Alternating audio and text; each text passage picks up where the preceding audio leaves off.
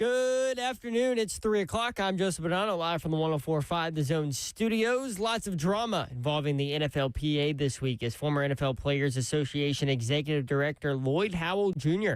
resigned last night following multiple reports of collusion and cover-up, as well as a report that came out today that an outside investigator hired by the union received documents this week showing that Howell charged the union for 2 visits to strip clubs, including a $738 car service that took him from the airport to one of the clubs. In college hoops news today, Israeli combo guard Eitan Borg has committed to Tennessee basketball. The 22-year-old visited the Vols in June after playing the past 2 seasons with Israel's top pro league. He averaged 11.1 points, shot 37.9% from 3 during the 2024-25 season, and will join the Vols this season after the NCAA granted him eligibility. For our foundation repair and waterproofing needs, you need to visit USSTN.com. Breaking news at once on your home for the Titans and Balls. This is 104.5 The Zone.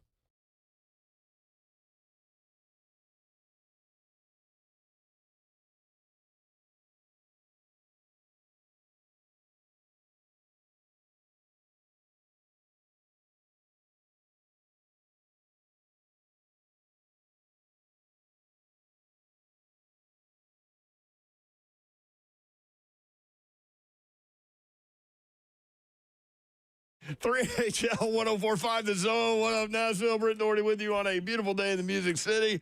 Hope you're having a great Friday. The weekend is here, and the weekend is a big one as we induct this guy. I'll just go ahead and use that term for all this. We induct him into the Tennessee Sports Hall of Fame. Ronald Sylvester Slay is here, y'all. Hey. Car ain't going to have no roof this weekend. No, it would not. Saturday night. It's going to be fun. We'll talk more about that in just a little bit. It's a great class. Be a great class, even if it was a one-man class with Ronald Sylvester Slay getting into the Tennessee Sports Hall of Fame. Don Davenport is here, too, y'all. What up, y'all? That's right. Happy Friday. Feels weird to be back in the studio for us, just from a personal standpoint. I kind of don't like it. It also feels weird that it's Friday. Doesn't feel like Friday. Feels like Monday. Feels like 2 months since we left for SEC Media Days. That, seriously, y'all, I get that we have a great job, and I'm not complaining. We are blessed and all of those things, but, man, that's a mental grind down there. Mental grind. I mean, all day with no wind. You don't even go outside. You don't see outside. You talk to a billion people. And you talk to a bunch of people about kind of the same topics, and you try to make them all different. Yeah. But hopefully we were able to do that for you. And if you missed any of it, some great conversations, man. Some really interesting people and really interesting players that it'll be fun to kind of follow what they do this year, having had a chance to talk with them and hear their stories. And you can do that where you get your podcasts, rate, review, subscribe to 3HL Podcasts and all the podcasts on the Zone. You can get that done, and we would appreciate that. Slay Dog, what's up, man? What up, dog? What's happening? Hi. What up, good people? How are we going? How are we doing? All of that. How are you doing? It was your first day back at PT. Yes. Since you were gone. Now, it was a long session, too. He did it on his own. On his own. That's right. In Atlanta. Right behind the table. Just lay on the floor and get the bands out. And in my room. That's right. One thing you can't do is you can't fake the work. So they're gonna know if you did it or not. You can't fake the funk. No, all the work. You can't, because you go in there, you would have been set. I would have been set back. I wasn't set back. Yeah, that's true. I'm way ahead. I was at 105 today as far as 105? I don't think I could do 105.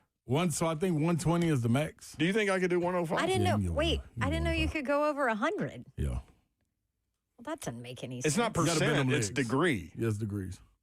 I know, but You can't go over 100%. You know when people say 110%, that's technically oh, impossible. I But know, 100 but degrees. How do you go over 100 degrees on Well, knee? This is all I got. Flat is 180. Oh. This is all I got, Slay. Can you do more than me? And you just have major knee You surgery? got to have more than that. I don't have more than that. No, the what's the name? Bend it.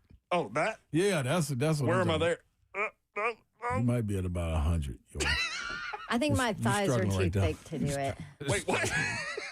Struggling right there, bro. You might need to come in there with me on Monday. Yeah. Get your little therapy. But my What'd you say, Babs? yeah, I went on over that one. I said I think my thigh is too thick to do that. Go over 100. Y'all, we just had an experience at lunch. Well, y'all didn't. You tell the people what y'all didn't do? Yeah, we're gonna bite that one. Yeah, y'all should tell the people now. Slay told us to text him We failed to Because I wanted what? alert our teammate. because you wanted us to bring you food. I wanted some of them wings because they be good down there. Oh, you did? Yep. We went to Neighbors. Yep. We went to Sounds like Neighbors Pillow. Indigo. Pillars Yeah. place. So we're sitting there. Pillow, you hear that? Bad teammates. Well, okay, today. I have an excuse though. I got distracted. No, you can't get it distracted. Baby. Well, don't tell what you got to. You got to tell the story in the proper way. Okay. So we sit down and we're having lunch. It's me and her, yeah.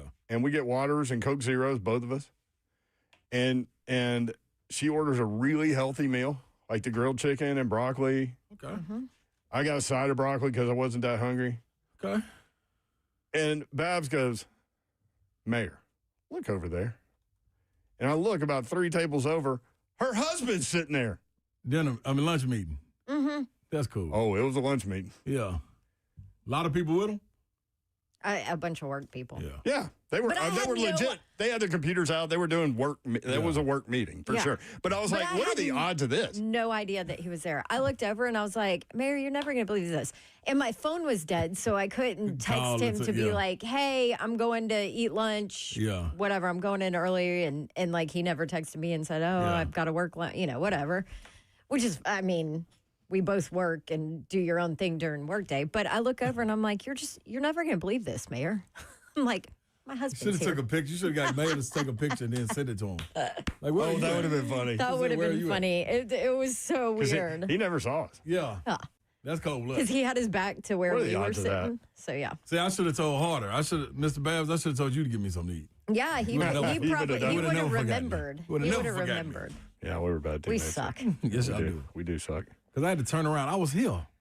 I had to turn around. I said, I was going to fight through it. Slay. I was. Why did? I was getting off at 2:34. That's right. Why didn't you text us and say, "Hey, grab me some wings on the way out"? That's on you. What? There's no way in the hell you can spin this on me. It's on you, Slay. This I is told what y'all when y'all females was do walking right out here. here. Right here. I You said, did. you know what? I heard you. I want to go down there with y'all, but I got to go home and get my bag. I 'cause heard you. I That rushed is- from PT to come down here and do what we had to do. I take my responsibility for this inaction. And then I text y'all. It was, what time did y'all go down there? Right when you left. So it was about. Well, we went downstairs to look at the sales board for a second. So I text y'all what y'all get to eat. Y'all text me back 14 minutes later, 13 minutes later. Oh, we forgot. So that means y'all was still there. Y'all was just not walking back. You can't flip this one, Babsy. No, we were walking were back when bad. Mayor saw your text. We were My here. phone was dead. When I saw it. My phone I was was like, it dead. It does not matter. I am was like, absolved It does from not. this. No, hell no. hell to the double H-E-L-L, no. How can one Ain't of us no take way. responsibility and the other not? like, no. And we were together. Okay, I know what to do. I'll fix it. I'm going to remember it. No. Yes, I hope you are starving. Knowing that I ain't ate and I'm taking all these pills. I'm just out here. It's bad. It's bad. Why It's am bad. I getting yelled at? He should be yelled at. My phone was Because he already dead. accepted it. He accepted it. Oh, I okay, messed so- up, man. So yell at him. My There's phone nothing was I can dead. say about it. Dead. Like it Dead. happened. Dead. Two heads are better than one. No, Zeb, did you eat? sometimes not in our case. We didn't ask him if he wanted anything. Zeb, did either. you eat? I would argue that our two heads together makes us each dumber. No, not going with that one either. See? Zach Lyons, Team Slay. Babs trying to blame. He tried to blame me. How can you blame the guy Zach that, is that always was going to starving? be whatever is against Team Dawn. It's That's like the just guy that was walking down the street asking for That's an $20. Alabama thing for you. That's how I'm I that feel. guy now? No, I'm that guy. Oh, you're that yeah, guy. y'all the ones telling me how do we skip the food. Yeah, I don't know how. I should have just been asking for a cup of water or something. I shouldn't have went so far. Justin said, Now I just get be it. glad your husband wasn't at a Coldplay concert. Yeah, Yeah, that's tough. that was rough. I know. Good thing he wasn't at lunch with somebody he's having an affair with. I'd have busted him. Well, the weird part is, like, if nobody knows me and Dawn, it kind of look like, two people having a lunch date together, and then this other guy walks up and starts kissing her. I imagine that the table sitting next to us that was looking at us was like, this is weird. She's having lunch with that guy, and then this guy just comes up and gives her a kiss and then goes back to his table. Like, what is going on like here? I love stuff like that. That's funny. I told y'all that, like, weird things follow us around. Adventures follow us around. Adventures. We can't go through a day and have a normal day. No. Say, I'm really sorry. I should have thought of that. It's okay. I'll starve. I think you're okay. You went. and I haven't got eaten something. anything of it because I was like, I got to get there. You did get here. After turning around, Babsy. Limping up the ramp. And My Man, phone left was my like, little cane. Where's your cane? he does It's in have a the little car. cane now. I think I ain't going to use it. You don't? I don't think I'm going to use I think you should put a top hat on. it. No. You look like, who's that, the Mr. Peanut guy? Yeah, no, that'd look like, what's the name? What's my man name of Dumb and Dumber?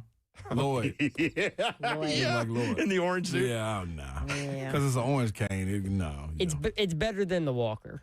Holly. It's way better. It's so much better than the Dude, Walker. do y'all not? Never mind. Holly, hashtag Team Slay. Thank you, Holly. Holly, come on. Way to go. Zach, Holly, Monsoon. Thank all y'all, man. I just can't believe Dawn tried to throw it back in your face like it was did you your see that, Zach? fault. As much as she get on you about being accountable, You Zell, did. Why are you looking at me? You did do that. you definitely did that. And you kind of meant it. Yeah. Why didn't you text and say, hey, yo, pick me up some I wings? did. You already knew what you wanted. I told y'all before I left.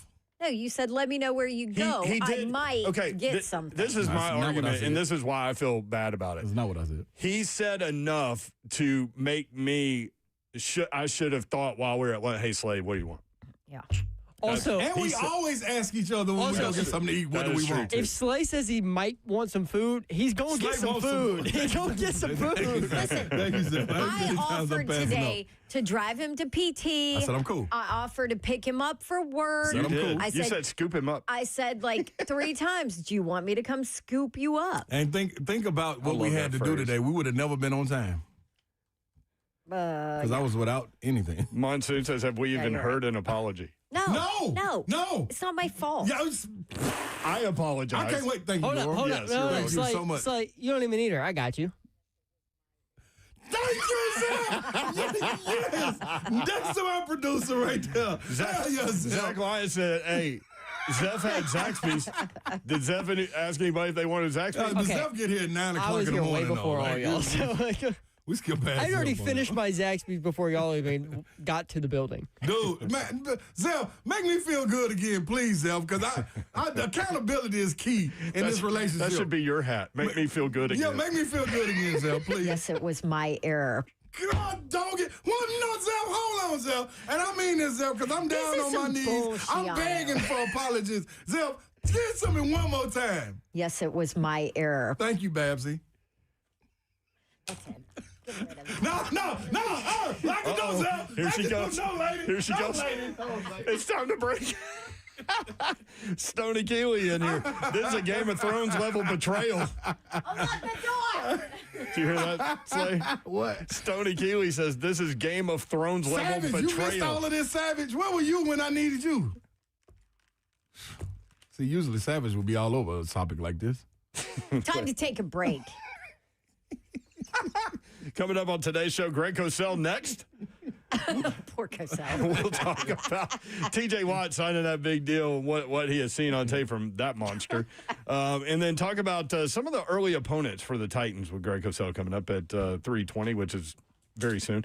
Coach Mack at 4 o'clock. Big Savagery. Raone Foster will have all kinds of room to expound on this little topic at 4:20. And 5:20, Phil Steele with his College Football 25 magazine, which is out. We will hit on every single SEC team with Phil and get his national champion. That's coming up at 5:20. All kinds of Seth stories. betraying me. NFLPA Executive Director Lloyd Howell Jr. resigned last night, charged the union to 2 visits to strip clubs.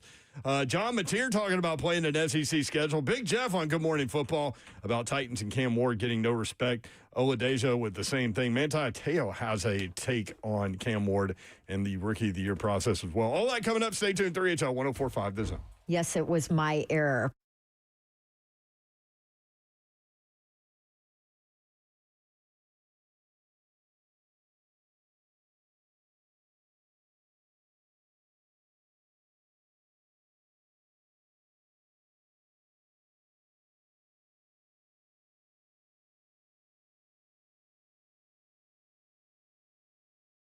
All right. Are you maxed out on credit cards? Are you struggling with high interest debt? Get away from me, Slay. Listen, you can pay it all off in days. Loan Pronto's rapid equity loan. Get cash out now. Don't touch your low rate first mortgage. No appraisals, no waiting. The rapid equity loan program at Loan Pronto is amazing. Listen to this. There's one client that got $300,000 approved in under 24 hours, paid off debt, renovated their kitchen, and then on top of it, cut their monthly expenses by $1,800. Huge turnaround there. Your home equity is yours. You should use it. Get cash out, consolidate your debt down to one easy low monthly payment. Call Loan Pronto right now, 615-499-5780 for a free instant appraisal. See how much cash you can get out. By the way, a little bit about Loan Pronto, A+ rated by the BBB, nearly 2,500 five-star Google reviews. And that was the last time I looked. It's probably more now. Their service off the charts, loanpronto.com, 615-499-5780, loanpronto.com. Equal housing lender, NMLS 1661781, on approved credit, NMLSconsumeraccess.org.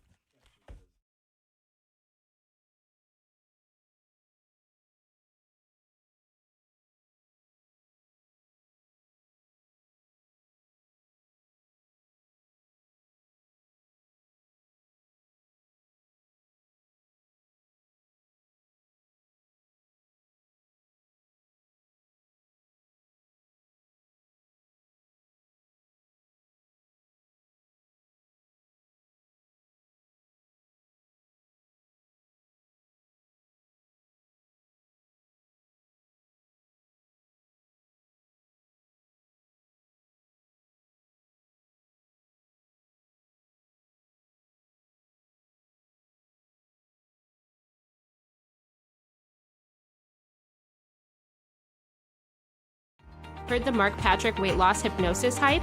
Well, I attended because my father stopped smoking. I lost 70 pounds and my friend lost 20 pounds in the first 2 months. Wow, what are you waiting for? Join Mark Patrick seminars and lose the weight or stop smoking guaranteed for only $49.99.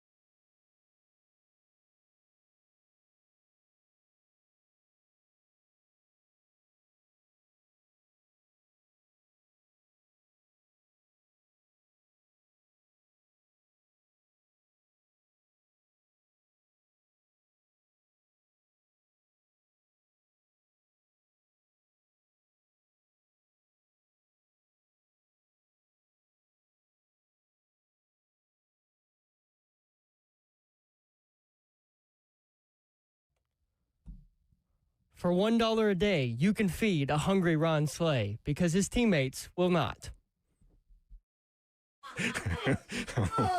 This show has lost control. Sarah McLachlan. I was like, what?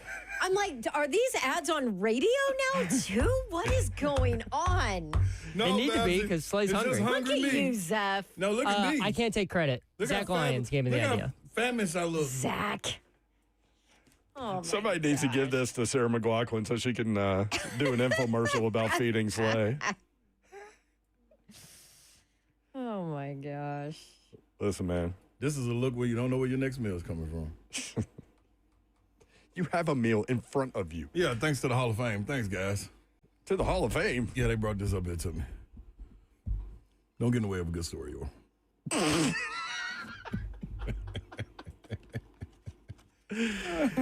Okay. Greg Cosell joins us.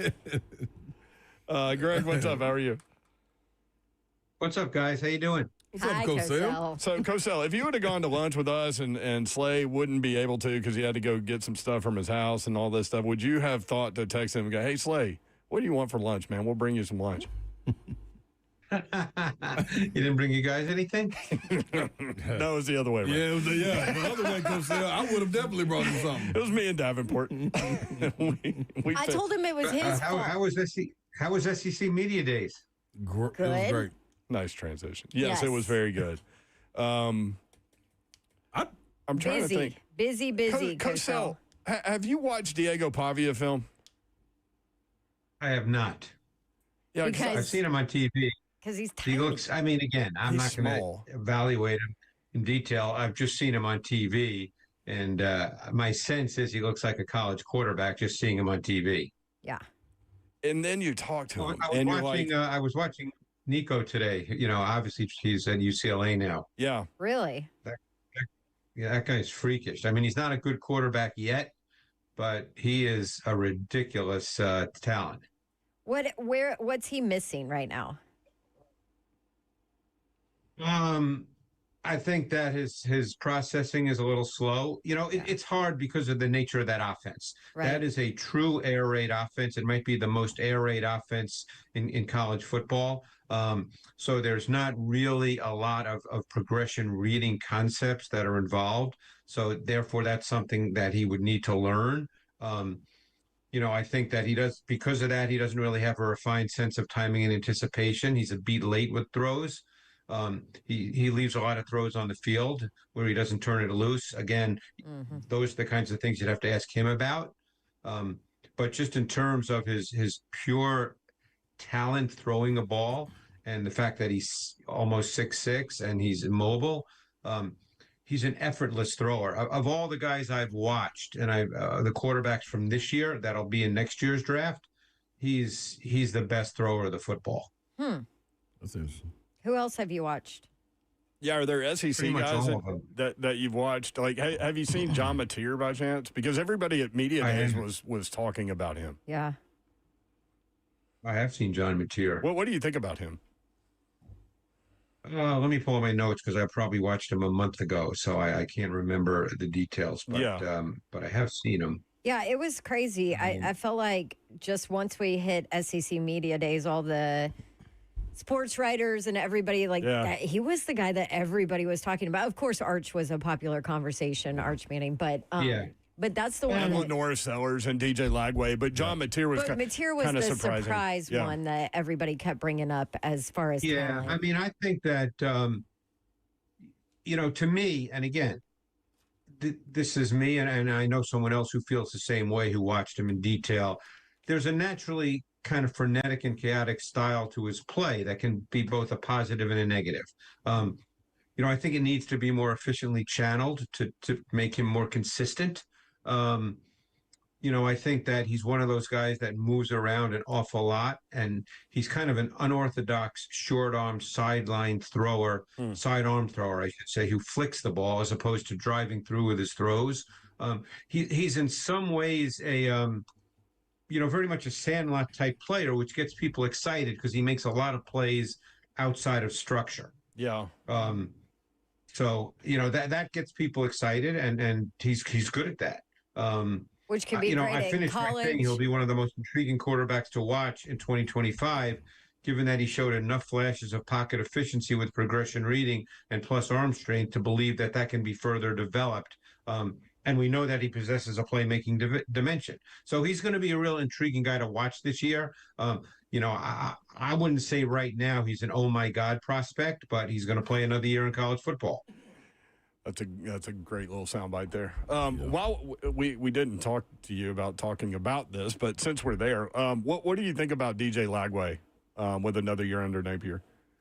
Yeah, and I haven't studied him because he can't come out yet because he was a true freshman last year. Oh, that's right. Yeah. But I've seen him because I've watched a lot of SEC because they have so many guys who are going to come out.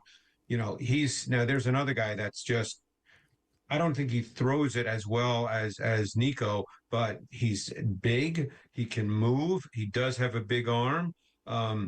He's another fascinating guy to watch this year. The thing about these guys is when I watch them and they still have a year to play or two, depending on what they decide to do, I try to think of it in terms of development. They're not finished products. So I never think of it in terms of, oh, he can't do that. Because he's going to play more and he's going to get coached more and he's going to get more experience and he's going to figure things out on his own. So, he's another really intriguing guy because of the size and the traits profile. Yeah, it's so much room to grow, especially like you're talking about a true freshman or even a sophomore. That sophomore to junior year jump, continue to say this over and over. Like, that's huge. So you're right. I mean, you can't, decide what a guy's whole career is going to be when he's 19 years old. Right. Mm-hmm. Yep. What about Lenora Sellers? I've done him. And he's another guy that's going to be, really talked about, really, really highly, simply because of the size and the movement. He's an impressive physical athlete. He's got size, he's got arm strength, he's got athleticism that not many quarterbacks possess because he's so big. But he's to me, he's a significant work in progress when you talk about him working from the pocket. He had little pocket feel, almost no sense of progression reading, not a very good sense of timing. And also again, this is, I don't know whether this is due to him or whether it's the coaching staff at, what the coaching staff chose to do, maybe based on him. But there were a lot of very basic, simple pass game concepts. Mm-hmm. And I know that Darryl Loggins was there, and he's not there now. He left to become the head coach, I believe, at App State. But he's been in the NFL, so he knows more detailed pass game concepts. So I'd have to believe that it was then a function of Sellers that he's not ready yet. But again, I'm not making this statement to say this is what his whole career is going to be. Right. When I was finished watching him, and I watched a lot of games. I watched 1, 2, 3, 4, 5, 6. I watched 8 games of Lenora Sellers. I said, is there a Jalen Hurts comparison to be made at similar points in their respective careers? And I'm thinking of Hurts in his last year at Alabama before he transferred to Oklahoma. Yeah. So, Hurts is a bigger man with a little more straight line speed, but the overall traits profile is similar, and they both impact the way in which defenses have to play. That's a big deal. So, he's got a lot of work to do, but I think he's going to be thought of as a pretty good prospect because of the size, arm strength, athleticism profile. Coach, that's funny, man. We always, coming back from SEC, we don't really get a time to kind of take everything in and filter it and think about what we saw, when we saw it, when we got to talk to people. But now talking about it, thinking about his makeup, Did you talk to him, Slade? We got to talk to him. Yep, we did. He's a really intelligent guy. He's an unbelievable kid. Yeah, no question. He's a great kid. Coach Sell, he's really intelligent. He wants to be an architect and has wanted to be an architect since the fifth grade. And that leads me to believe that a lot of this stuff he can keep working on and he'll get better and better. But because I've heard great things about the kid. Mm-hmm. That's why I think being able to talk to him and like what Mayor just said and you just said, like, I expect a slow start from him this year. Because speaking with him, I get the feeling that he left me with, wow, man, I am this good. Like, listen to all these people talking about me. Like, okay, all right. Okay, I believe it. Now you need the other stuff to catch up with what his ability is that you just named. And I think, man, if they can hold on, like maybe by game 3 or game 4, things should change. Remember, we said it seemed like he felt surprised that he's in this position this early. Yeah, but he's embracing it, but it looks shocking to him. Yeah.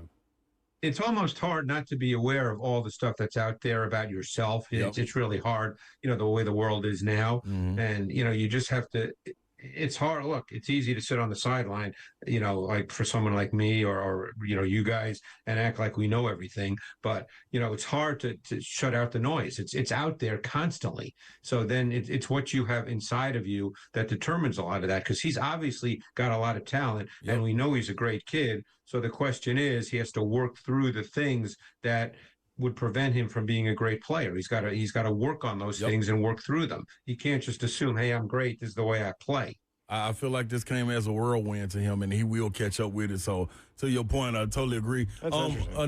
You know what I'm saying? Just think about how you talked about it. But another guy, Nussmeier, did you get an opportunity to take a look at him? Yeah, please give me something good about him, Cosell, because I don't want to be late on him like I was Jaden Daniels. Because I was so out on him. Really good, he's got really good arm talent. I mean, he throws with easy velocity. He's got a feel for making all the throws, layered, firm touch throws. He can throw with timing. He can throw with anticipation. He's precise with his ball location. He's willing to make difficult throws. I mean, the one thing you saw in the LSU pass game was they asked him to make difficult throws. And I thought he had higher level throwing traits. The more I watched his tape, I came away feeling that this guy had the look of a starting NFL quarterback. Now, he's aggressive. So there's some times he'll make some poor decisions. But to me, and others might feel differently, and this is just a point of view, I would rather have a guy that's really aggressive that you have to channel and tamp down than a guy who's unwilling to turn it loose. Because I think in the NFL, you've got to turn it loose.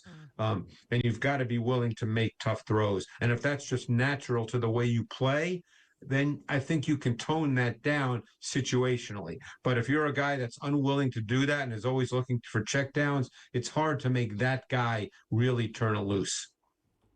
Greg Cosell, NFL Films, with us on 3HL. Greg, Watt with the big contract. What was it, $41 million a year for 3 years? What does the tape show of that really statistically dominant player? Oh, he's a really great player. It's funny, going to the O-line masterminds, obviously they talked about pass rushers as well, because that's who these guys have to block. And, it's really a mental game as much as a physical game. And I think, Slay, you can appreciate that. All sports are like that. People just see guys play and it all looks physical, particularly when you're looking at big guys. Yep. But it's so much a mental game as well, the way that you offensive linemen are looking how pass rushers, how they do their thing. Pass rushers are looking at, particularly an edge rusher, how offensive tackles pass set. He understands all that exceptionally well, and that starts to give you an advantage even before the ball is snapped. But he just uses his hands exceptionally well. And I think he has a great feel for working what we call half a man, because ultimately, he's a big guy, but not a super big. He's not as big as, let's say, a Myles Garrett. So, he doesn't want to spend all his time just trying to get through the chest of offensive linemen, of offensive tackles. So he's really, really good at setting them up so that he can work half a man and then use his hands really, really effectively. And he can bend. He can flatten his rush path to get to the quarterback. That's critical for an edge pass rusher. You've got to be able to flatten your rush path when you get to the top of the arc. Greg Cosell with us on 3HL. Greg, people on our YouTube chat are asking about Arch Manning. I know there's not a huge sample size of him, but did you happen to watch a little bit of him from last year? Just a little. That's all he played, really. Yeah. You know what? It's hard. Look, he looked good. I'm not going to sit here and say he didn't look good, but it's really hard for me. 2 games against lesser opponents. Obviously, he's a talented kid. He's got a lot of mobility to him as well. I'm very anxious to watch him play this year. It'll be interesting to see what happens, because obviously with his uncles, they stayed in college. So I don't think it's a given that he comes out. I agree. Again, the world has changed. And if he has a great year and everybody says, oh, he's the number one pick in the draft without question, maybe he does come out. But I don't think it's a given, depending on the kind of year that he has. But I think we all know he'll be a good player. Beyond that, I think it's hard to say. We just don't know. Yeah. We ran into David Cutcliffe, Cosell, at SEC Media Days. Yeah. He was at Ole Miss when Arch Manning was born, and he called Cooper to congratulate them on the birth of their baby the day Arch was born, and he offered him a scholarship.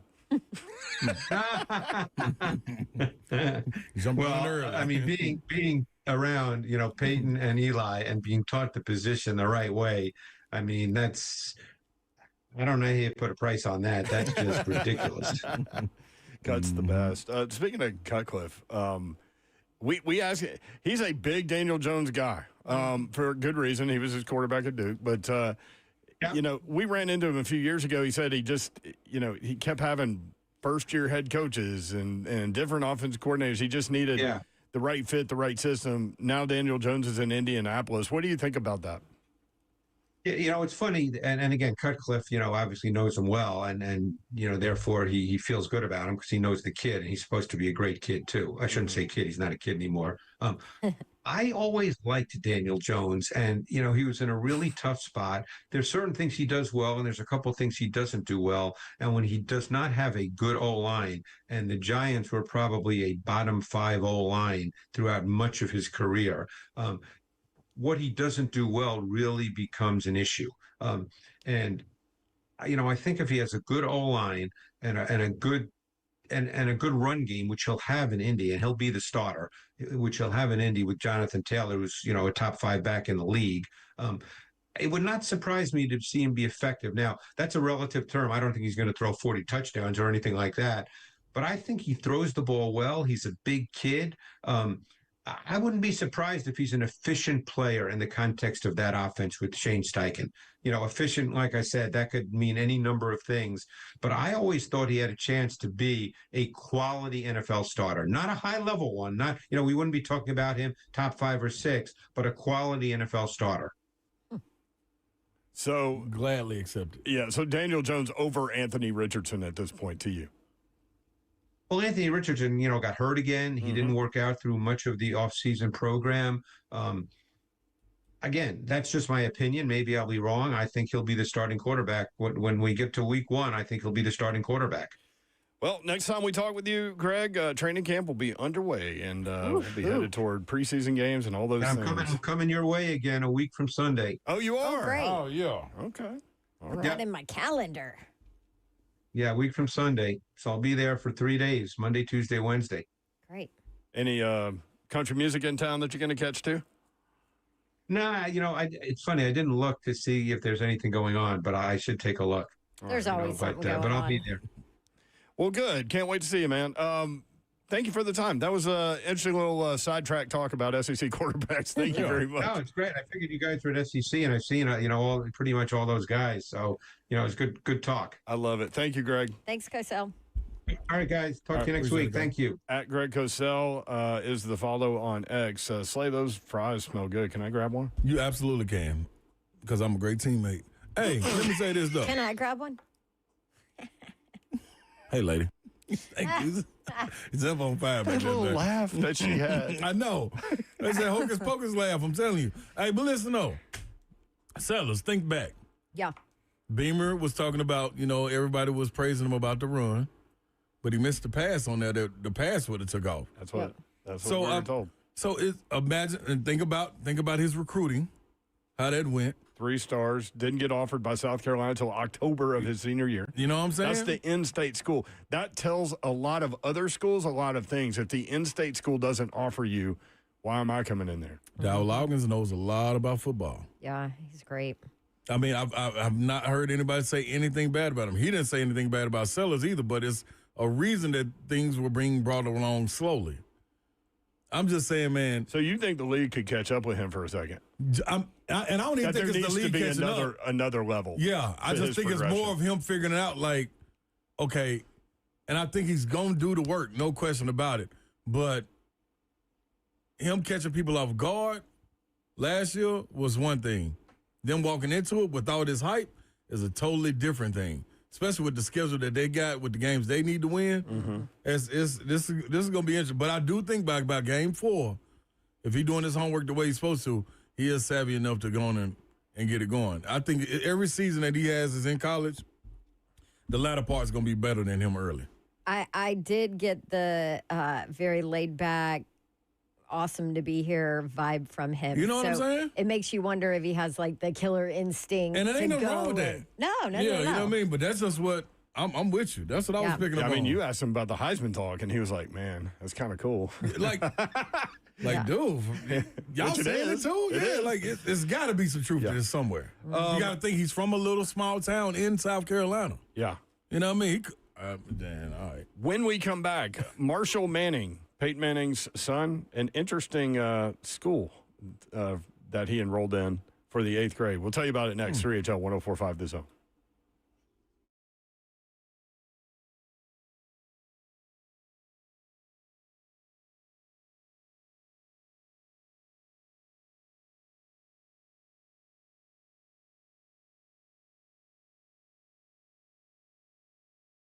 Compton Dodge Chrysler Jeep Ram. That's where you need to go to get that next new vehicle. Get it done this weekend, man. And maybe you've been thinking about it for a while. Maybe you're in the process. Either way, include Gupton in that process. If you haven't started looking yet, start there because it'll end there. And you'll be very, very happy. Go meet Daniel Gupton and his crew. They are ready to help you out. Just tell them what you're looking for. Maybe you need something with better gas mileage, a little more space. They'll be able to help you out, whatever your needs are, point you in the right direction. Go take your test drive. Go inside. They will help make the numbers work, and it will be that easy. Gupton Dodge Chrysler Jeep Ram, 3450 Tom Austin Highway in beautiful Springfield, Tennessee, about 30 minutes from downtown Nashville. Best vehicle buying experience you will have ever had. Check them out online right now. All of the dealership information is there, address, phone number, everything right there. Also, the inventory, all the deals they have going on in the month of July, you can catch right there at GuptonMotors.com. Again, 3450 Tom Austin Highway, beautiful Springfield, Tennessee, about 30 minutes from downtown Nashville. Best vehicle buying experience you will have ever had. It's going to be so easy. Get on up there this weekend. That's Gupton Dodge Chrysler Jeep Ram. What did you say about this morning?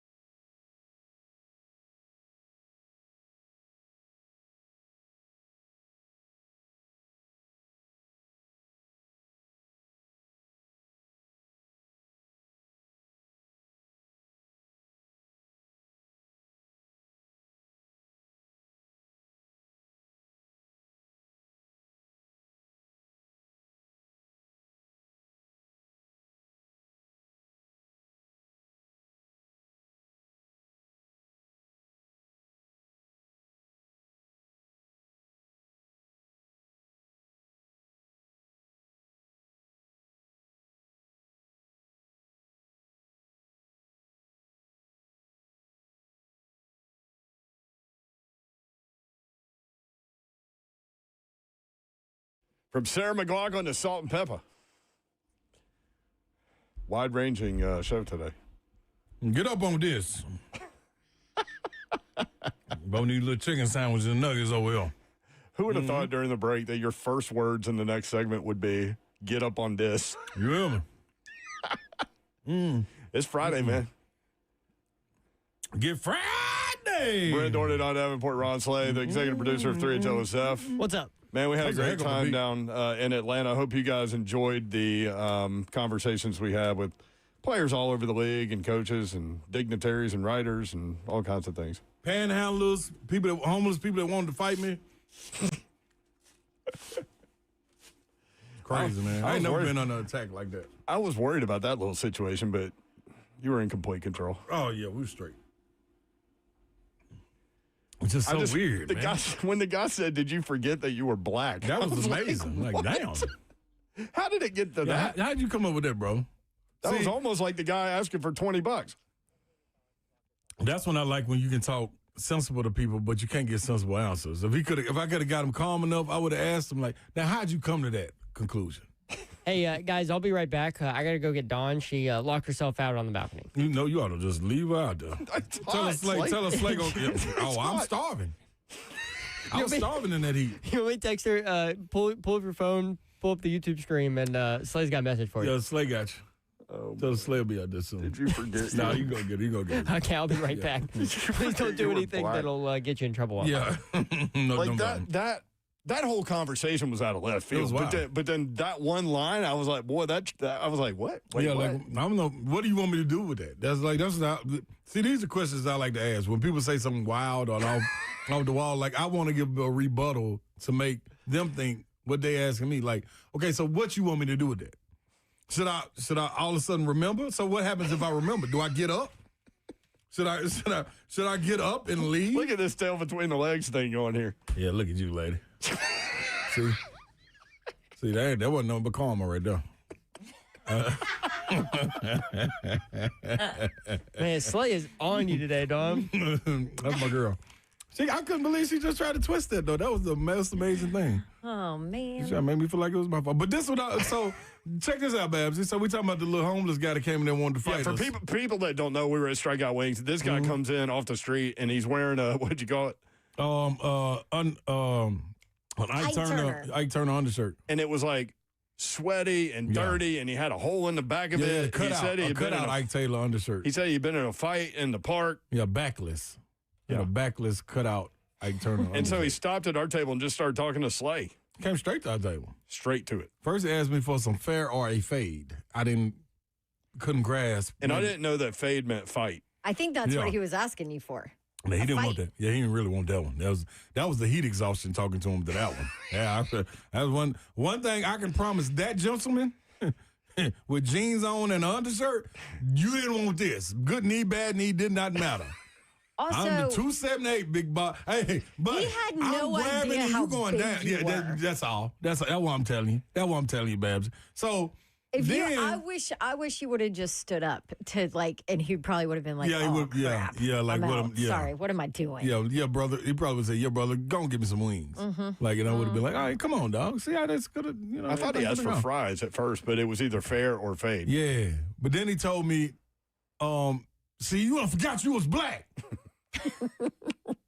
Wait, okay. So, Babs, I went on the Was it stand. because you were sitting with a bunch of white people? That's the only thing that could make And then sense. the That's other what I thought. family That's the in only the thing. place was There a white down there. family too. And then it was like maybe a Hispanic couple over there in the corner. Yeah. So maybe me and the workers.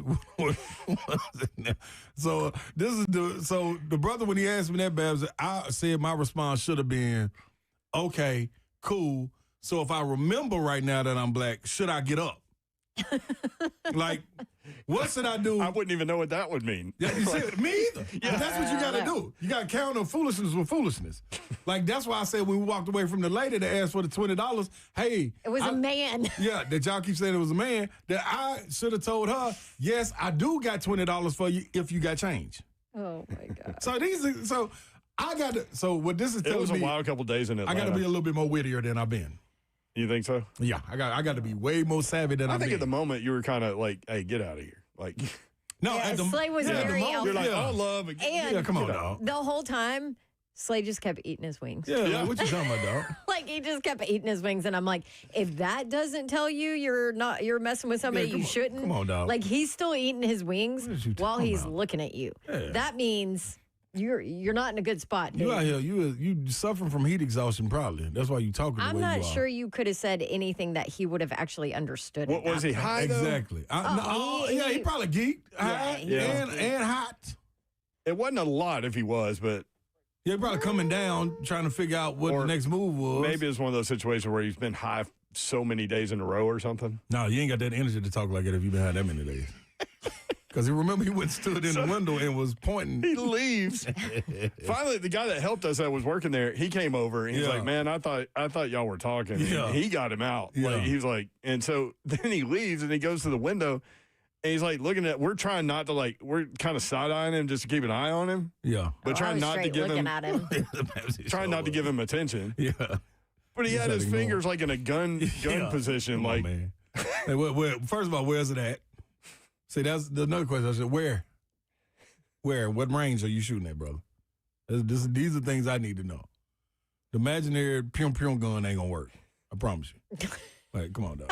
the imaginary gun. Man, that ain't gonna get it. Oh man, So Wild out here, man, in these line of streets. it was wild. it was fun. It was a fun trip. That was a great time. We always say adventures follow us. What about my boy that was I don't huffing know with the can? I don't know why people don't do a reality show on us. I'm not sure that. Just at Babs's house, number one. Start there.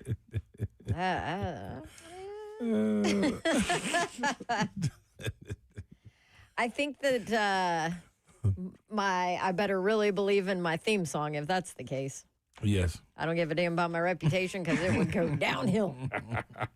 So Marshall Manning, we'll talk more about this after the break. We didn't get into it because it was story time on Hey, Thursday. man, I know some people down there in Baylor, too.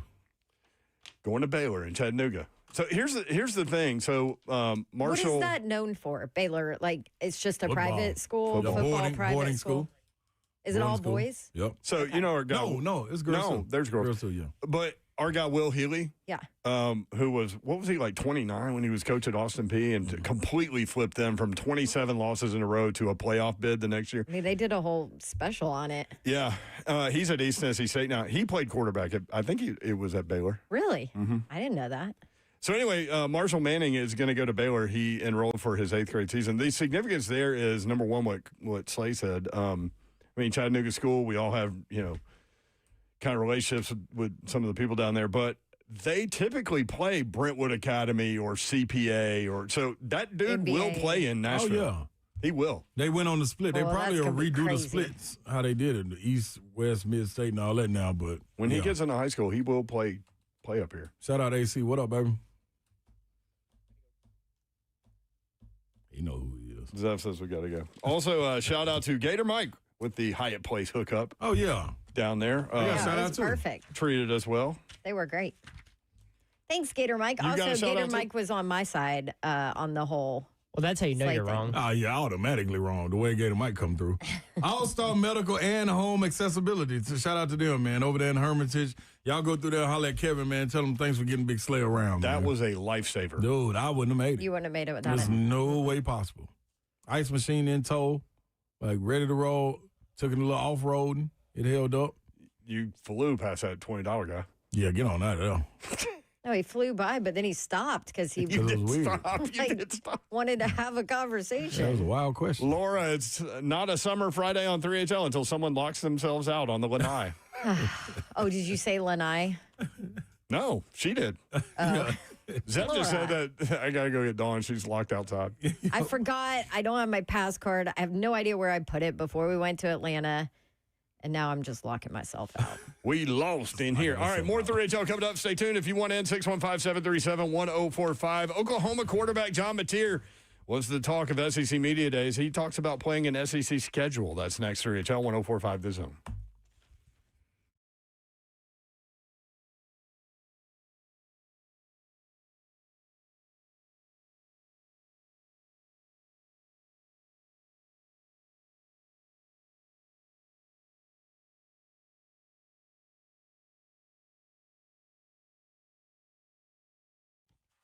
New windows, new doors. Do you need them? If you do, Pella Windows and Doors of Nashville is where you need to go. I'm even going to go down this survey that is out there, which is it's all answers based on this updated survey of leading window brands among homeowners. And guess where Pella is? Basically at the top for everything. Number one for highest quality and craftsmanship. Homeowners rated Pella as the leading window brand in Nashville, rated number one for innovation, number one by Nashville homeowners as the most trusted window brand. Nashville homeowners recommend Pella more than any other window brand, rated number one for the highest craftsmanship, rated number one as a premium window brand, number one as the window brand that stands behind their products, number one for highest quality. And oh, by the way, there's like 10 others that I could say, but I'm running out of time. So, and I want enough time to tell you about the Dawn deal they have going on in July. Yes. Ask them about 60% off qualifying installations plus 0% APR for 36 months. It's called the Dawn deal. Schedule your free consultation. Check out that offer. Dawn deal at PellaNashville.com. What's happening, good people? MedicalHouseCalls.com is what you need to dial into. And my fellas out there, you out there getting the workout in where you're going outside. It's hot outside now, so you're losing a whole lot. It's time to recover. You got active recovery IVs. Yeah, right there at MedicalHouseCalls.com. They come to your house, knock on the door, boom, set you up, boom, get you all the way back. Mobile IV therapy. Now, this is best at getting you back to your best self. So from fighting the flu to performing enhancing cocktails, nurses come to your door and administer IVs to help you get better. Now, if you're feeling fatigue, persistent illness, or injury, got a little difficulty of focusing or being productive, well, the IV therapy, this is for you. Athletic recovery, the immune-boosting blends, rapid rehydration, energy boost, all of this. And your kids, you know, getting ready to go into school here soon, so you may want to put this number in your back pocket. 615-838-2375 because they have your primary care and urgent care. At-home urgent care. Don't get better than that. All you got to do is hit medicalhousecalls.com up 7 days a week, 615-838-2375.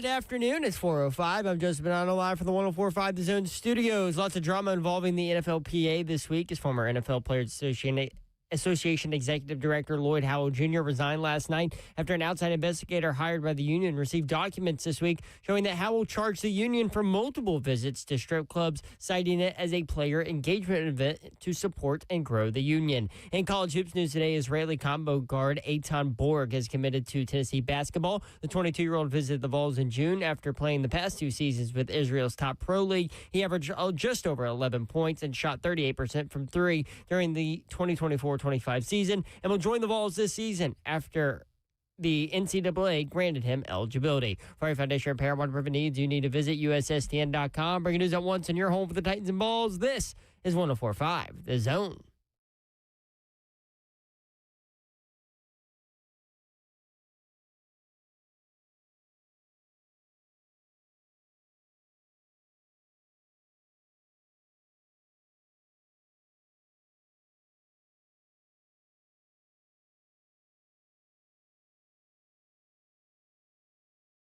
.3HL 104.5 The Zone. Britt Doherty with you on a beautiful day in the Music City. Hope you're having a great Friday. It's going to be a hell of a weekend. This man right here is going to the Tennessee Sports Hall of Fame. I'm in the building. I'm in the building.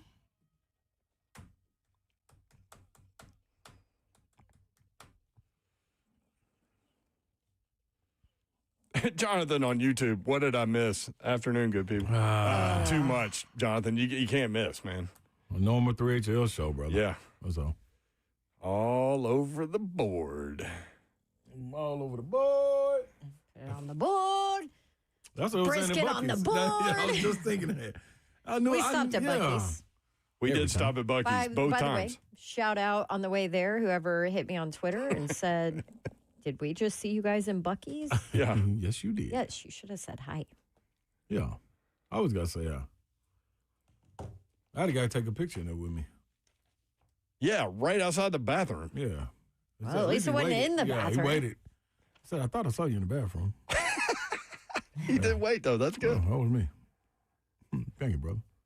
Because at the Super Bowl in Indianapolis, I was with, who's the guy from Frozen, the main character? Josh Gad. I can never. Josh Gad played Olaf. So Josh Gad came on the show. This is one of those weird Super Bowl things that we don't know who's coming on, and he just sits on. And I have not seen the movie. That's the same.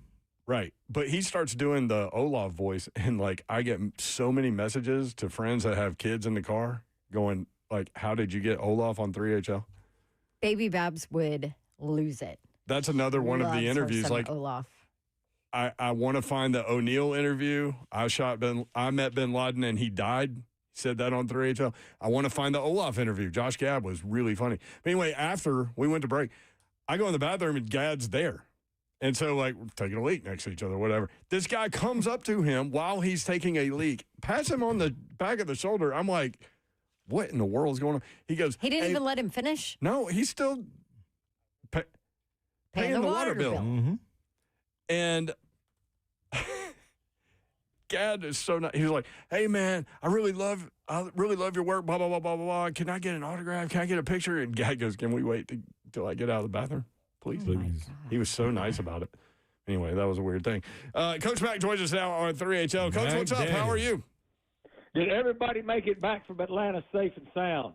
Yes, we did. For the most part, yeah. It was dicey at points, but we made it, Coach. Who drove? They did not let me drive, Coach Mack. That's not what he That's asked. some now that's some BS from the jump. That's right. Yes, it is. But you didn't ask that question. You I asked who tried. drove. Mayor drove. I the drove. whole Both time, ways. both ways. Yes, and I was very proud of myself, Coach Mack, because I was very nervous. Well, you know what? About driving a Congratulations Sprinter. then, Brett. But I thought Don was going to get a chance to drive, and that's a little So bit did I. upsetting for everybody I know because they were waiting for it. Yes, the I people agree. were. I agree. A lot of people. So I was gonna drive home. I was adamant about it. Talking to Mayor, I'm like, "Hey, I'll drive home. You drove the whole way here. I got us. Whatever. We can switch at Buc-ee's." And Slay goes, "Nah, Babs, nah."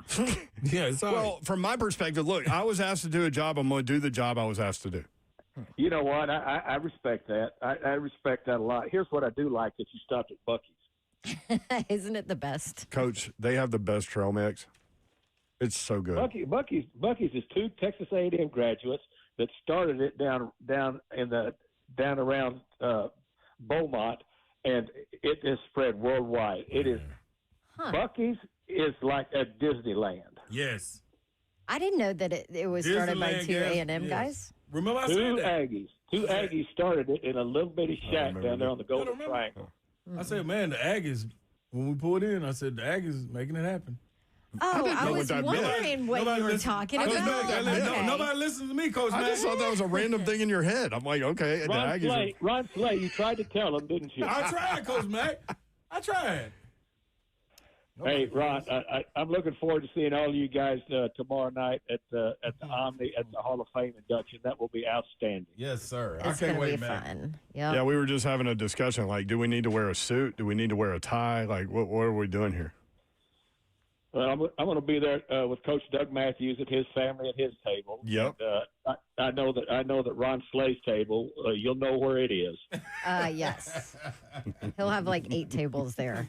That's really going to be a great thing. I'm really looking forward to that tomorrow night. That'll be a good Coach time. Mack, are you wearing a tie? Yes.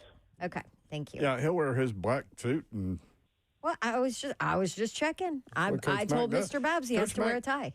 you did. Absolutely, Yeah. Don. I'll be where everyone I've ever been to. I've worn a tie, and it is right in dress code with what's going on there. There you go. Thank you, Coach. Coach Leach, the commissioner told us, he told a story at SEC Media Days, and part of his opening address, he said, last time the event was here, I had a conversation backstage with Mike Leach, and he opined as to why powdered wigs were no longer a thing and neckties are. That's Mike Leach. Yep. He was That was not Mike happy. Leach. I went to dinner one night with Mike Leach at Ruth Chris in Mobile, Alabama at the Senior Bowl. Did you really? How do you think that was? Amazing. Two of the greatest No. storytellers to ever live. It was outstanding. At the end of the evening, and of course, all the coaches are down there. That we were in a booth, and that booth was just. I mean, it looked like we were having a meeting in that booth. I mean, people were around. He was one of a kind, man. And he probably barely talked football. Well, nothing about football. Yeah. Yep. That's how he rolled. Oh man. Football had nothing to do with it. Of course, those people out there in Texas Tech, and Lubbock, they loved him, absolutely loved him, and he was very, very unique. The best. Multiple appearances on 3HL. I told the commissioner, I don't think we ever talked football with him. We did talk about, he was up for his name was out there for the Vanderbilt job at one point, and he called us from Key West on a bicycle. So he had to, he said, hang on, let me stop. I can hear the wind. I know you're getting wind. Let me stop the bike. I'm like, okay. But so I said, it would kind of make sense for the Pirate to be the head coach of Vanderbilt Commodores. And he said, actually, the Commodores are the ones that chase the Pirates. And he went 100% right. He's 100% He right. knew that. And he went like 10 minutes on it. I had a really good friend and coach, and the guy that recruited me, in fact, coached at Texas Tech, and then went back with Leach and was on the defensive side of the ball. And he said Leach never, ever, ever even came into their meeting room at all. He said, "Y'all just go ahead and do something over there and get me the ball back." That's right. Do your job and let me do mine. He's You great. just get me the ball back. Coach Mack with us on 3HL for his weekly visit. All right, training camp starts next week. Where are the coaches, you think, mentally, organizationally? Everybody's probably ready right now. Yeah, Brett, you're ready to go. I mean, that's just where it is. As a coach, you're just like a player. By the time the 4th of July is over with, well, then you're on a downhill skid, to getting ready for it. And they're putting some. It's not last minute things because you've got it pretty well planned out. What you're waiting for now is how does everybody report? How do they report in shape? Are there any untoward surprises physically that you weren't expecting? They've already got your first 3 days mapped out anyway because it's an indoctrination period that the whole league has to go through. In other words, then you put the pads on and you go. And this camp's going to go pretty fast because once we get on a plane to go to Tampa and then practice against them, play a game, and then go right to Atlanta practice against them, and then play a game, it's going to go really, really fast. So they've got everything lined up, and so we'll see how it goes. Yeah, first preseason game's 3 weeks from Saturday. So I'm curious, how does the process work with regard to how do I ask this question? I would do everything I can to try my best to avoid soft tissue injuries. Is that something that is thought about? Is there like a ramp up period before you like full go? No, absolutely. I mean, it's got used to be, and again, I've done it for a long time. You know, you'd go by feel as to how your guys looked, how they felt. You know, that old thing. You know, are their legs heavy yet? Now they've got empirical data on that. Yeah, these guys have already got so much in the on the computer now as far as to their max oxygen intake, to their max. It is all and it's still. I mean, you're still dealing with human bodies. So, I mean, you heard what Andy Reid told his group before they left. He said, get your hamstrings right because, we're going to be doing some running in this training camp. So when you're doing that, and especially the thing that they're going to fight here that we'll probably not fight, but you'll be involved in, is the heat. Because when you really start looking at the forward forecast, there's some real heat. Now, they're practicing at 8 in the morning until 10:30, so they'll miss the bigger part of it. But they're going to catch it once they go to Tampa Bay and go to Atlanta. But to your question, absolutely, you're very, very cognizant of that. So how much attention do you pay to the heat, and do you adjust what you do? Well, I mean, you have to. I mean, it's just common sense. I mean, you really do, because here's what now you could practice. It used to be. I mean, regardless, we would be 2-a-days in pads, no matter how hot it was. I can remember up there in Platteville, Wisconsin, hooking up a fire hose to a fire hydrant and hosing them down after 10 100s after the second practice. Yeah, that doesn't and happen so anymore. We're way past that. But the thing now is you're very cognizant of it. And the thing about heat is, especially during 2-a-days, is the fact that it's not just that day of practice, and especially if it's humid, it saps you for the next day. And if you don't get a recovery, then you're never able to rebound at all. So they've got all of that stuff. I mean, it's very much medically, and it's also, I mean, you'd be amazed at the readouts that you get now, computer-wise, after every practice as to where everybody is physically. I know you love to hang out with Bill Callahan and the offensive lineman. Is that kind of where your starting point is this training camp? Well, I'll start. I'm going to be doing something, like I did last year for Microsoft. I mean, I'm going to be mic'd up during practice, going around doing the Coach Mack stuff with every position group. So I won't be able to be particularly with the offensive line all of the time. They'll have me with different groups each day going over what they are going over. But all this off season, yes, Brent. I started out every practice down there with him, but just because I just wanted to see, first of all, the way the new iteration was going to look, and then see how much, because he's so technique wise drill oriented. I just wanted to see the drill progression that he was going through with those guys. But I will absolutely be there when I'm not with some of the other groups. Absolutely. Yeah, I think obviously everybody's looking forward to seeing Cam Ward and kind of watch his development and are intrigued by, number one draft pick and all those things. I'm really anxious to see how the competition at wide receiver plays itself out, because they've got a very competitive situation there for a limited number of spots.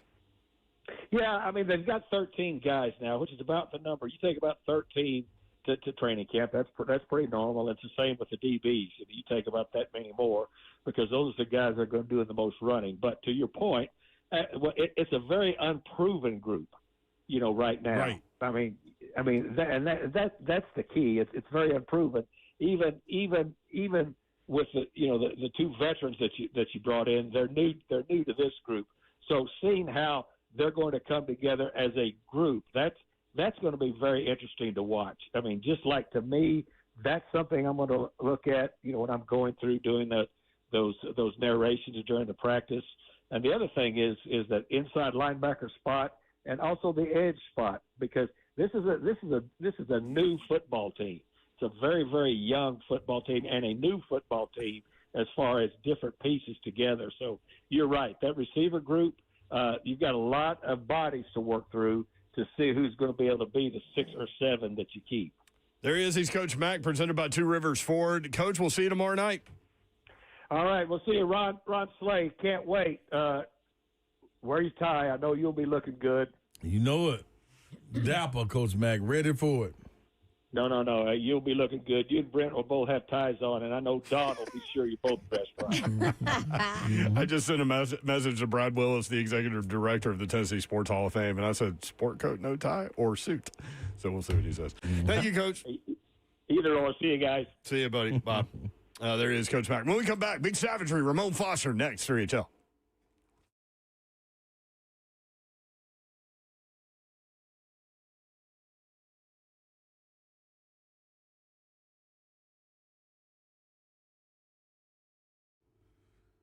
What's happening, y'all? BrentwoodJewelry.com. It is at 7012 Church Street East, located in the heart of Brentwood, just off Franklin Road, where you get exceptional style, exceptional deals every day for over 50 years.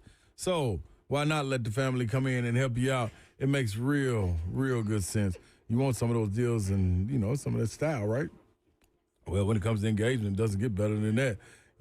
Brentwood Jewelry is here to help you pop the question. Let them keep you the stress out of selecting that perfect engagement ring. They can help you find a beautiful ring in your ideal budget. Browse their incredible selection of one-of-a-kind rings or talk with their custom design specialists to create a stunning ring as remarkable as your loved one. Watches, too. Don't forget about them. If you haven't heard, Nashville's premier timepiece dealer is Brentwood Jewelry. Not only do they have the best selections in watches, but they also have the go-to spot for pre-owned Rolexes. So you're looking to get that rolling on your wrist? Better get over there to BrentwoodJewelry.com. BrentwoodJewelry.com.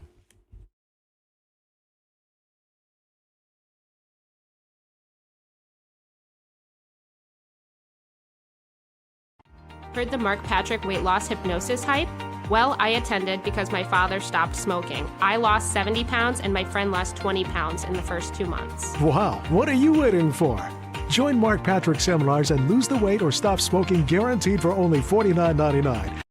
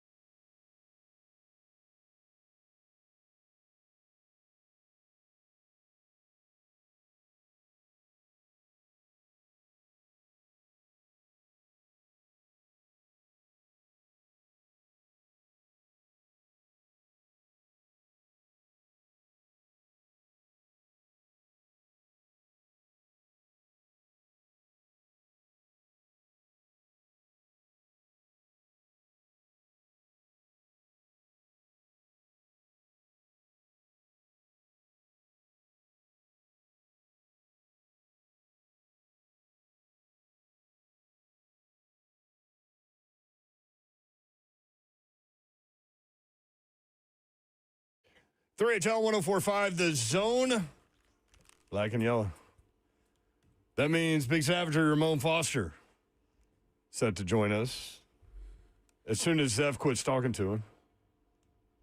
Are you done, Zeph? Sorry, he was asking me what Dawn did to Slay. Oh, why you got to bring up old stuff?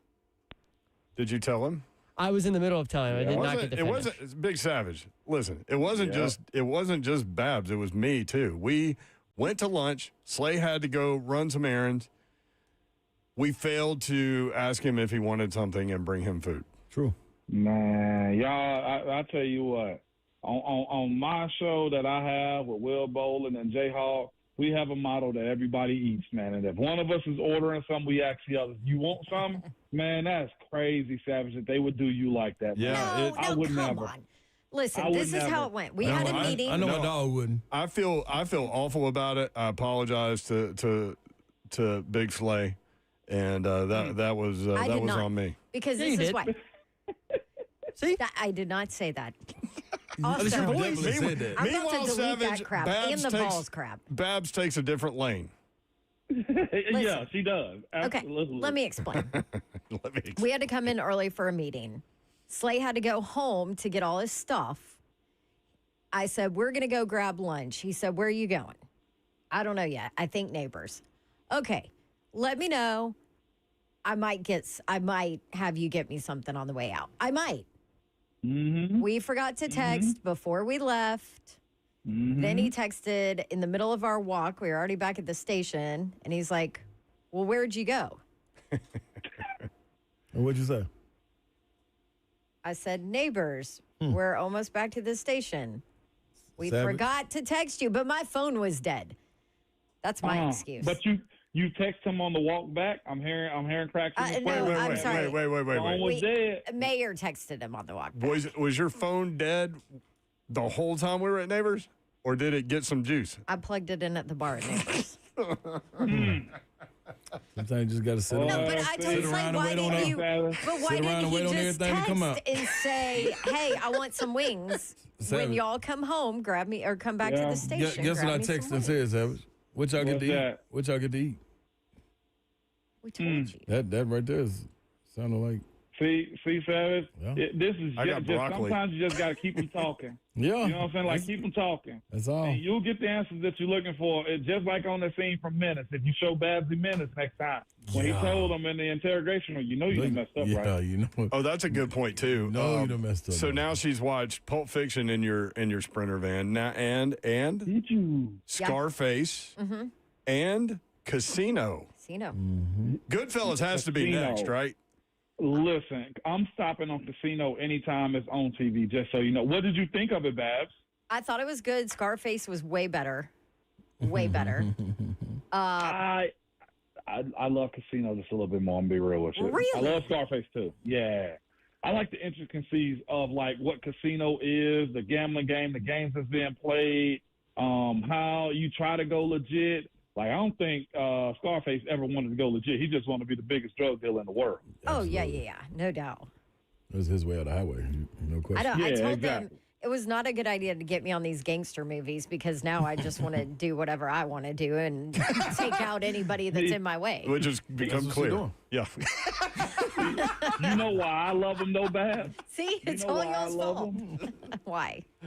I love him because I enjoy what I like looking at what that lifestyle is like, but I know it's not for me. Like I always try to say, like for me, I like turning my lights off at night. So you're not gonna see me with kilos and bricks around me. So I just like to see what it looked like. Man, Tony Montana's desk at the end of that movie.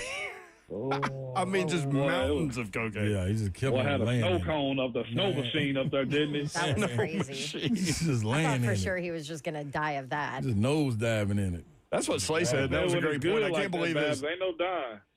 Yeah, Slay made a good point. I can't believe his heart never stopped. Like that man was boy. Now listen, this is us talking like how Babs is watching. They say when it's pure and uncut, you ain't got to worry about your heart stopping. That's Oh, true, really? Too. Yeah, that's true too. Because he was Okay. going. Didn't know that. Look, was look, A1. what you It- learn on 3HL. See, since it's Friday, they say like when it's stepped on, Babs, like that's when you got to start worrying. Mm-hmm. Well, there was a bunch on the floor, too. That's true. Stepped No, Sure, we're that's talking exactly about, what it meant. distribution right now.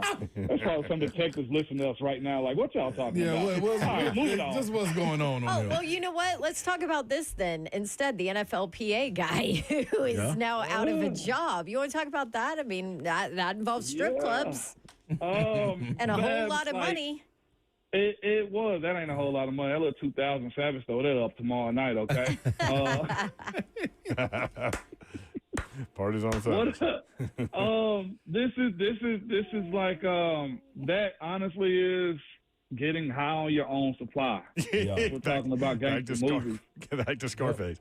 I'll put it this way: as somebody that absolutely loves serving the union, seeing how this is all unfolding, and I got another point to be made too. But seeing how this is all unfolding, how it's making us look as a union dumb.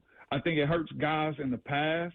I think it hurt guys that have laid down a whole lot of leg room to get this to a respectable manner where you can sit at those tables with those owners, with those businesses, and say, hey, look what we're doing for our players and how we're advancing and making money. When you got guys who are on the executive board who aren't fighting on your side, and then it's released yesterday that J.C. Treader, the former president of NFLPA, who is now the strategist on the NFLPA side, was complicit in hiding a case because he got caught saying some stuff on the podcast that he should not have said. And on top of that, it's not many times, you guys know we work for people. Most people work for somebody, but it's not many times that you have a smoking gun situation with ownership or with your management that you could use against them. Like, the fact that JC and Lloyd Howell became complicit in this and decided to hide stuff from players and get in bed with I don't even want to say the NFL, but it seems to me, or it's alleged according to Florio and Torre's findings, that there seem to have been deals made or plans to do deals with those guys to line their pockets a little bit. You know what it is, Savage? It's freaking Casino and Scarface. It's what we just watched. Like, this could be a gangster movie. It is, but like that's like at times where we're players always talk about lifetime medical or guaranteed contract. Right. Like, you had the league at a point to where they had text messages of owner pretty much putting a cap on players' earnings, and you can't even use it right now. Right. Because you also got caught. Like, that's the part that sucks. Like, my 5-year insurance plan just ran out with the NFL. Think about that. I'm only 39. Wow. You see what I'm saying? And haven't even hit the knee issues and the leg issue. Yeah. Exactly. Or I got to pay out of pocket for stuff or use my HRA. You know what I'm saying? Like, is that part of it, man, that they screwed up and being complicit and hiding stuff, and that sucks right there. But I also say this, man, for the people that don't understand it, like, just look at the big picture side of things too. When the collusion case came up, I think y'all had me on to talk about it a little bit, right? But ask yourselves and think back just a second, how many of the big networks and big aggregates of information did y'all see tweet about the collusion? Think for a second. How many folks talked about it? Really? No, I wouldn't say a lot. Right. But how many people have tweeted and talked about the NFLPA side of it? A lot. Yeah. A lot. So without, like, I wear a lot of different hats, so that's as far as I'll go. Right. But just look at that. The one time the players had something, they absolutely lost it because the NFLPA leadership failed them, is what I would say right now. You applying for that job? There's 2 guys I have in mind that could get that job. I would love to be in some type of situation around it. But here's what I'll say. The 2 guys that need to be the first call to take over that is Charlie Batch or Don Davis. Charlie Batch or Don Davis. Those are your guys. Big Savage, Raone Foster with us on 3. Just dropping gems, that's all. That's all. Yeah. That's what he does. Yeah. Can I give Savage a shout-out? Of course. What's that? I was going to give you a shout-out, but go ahead.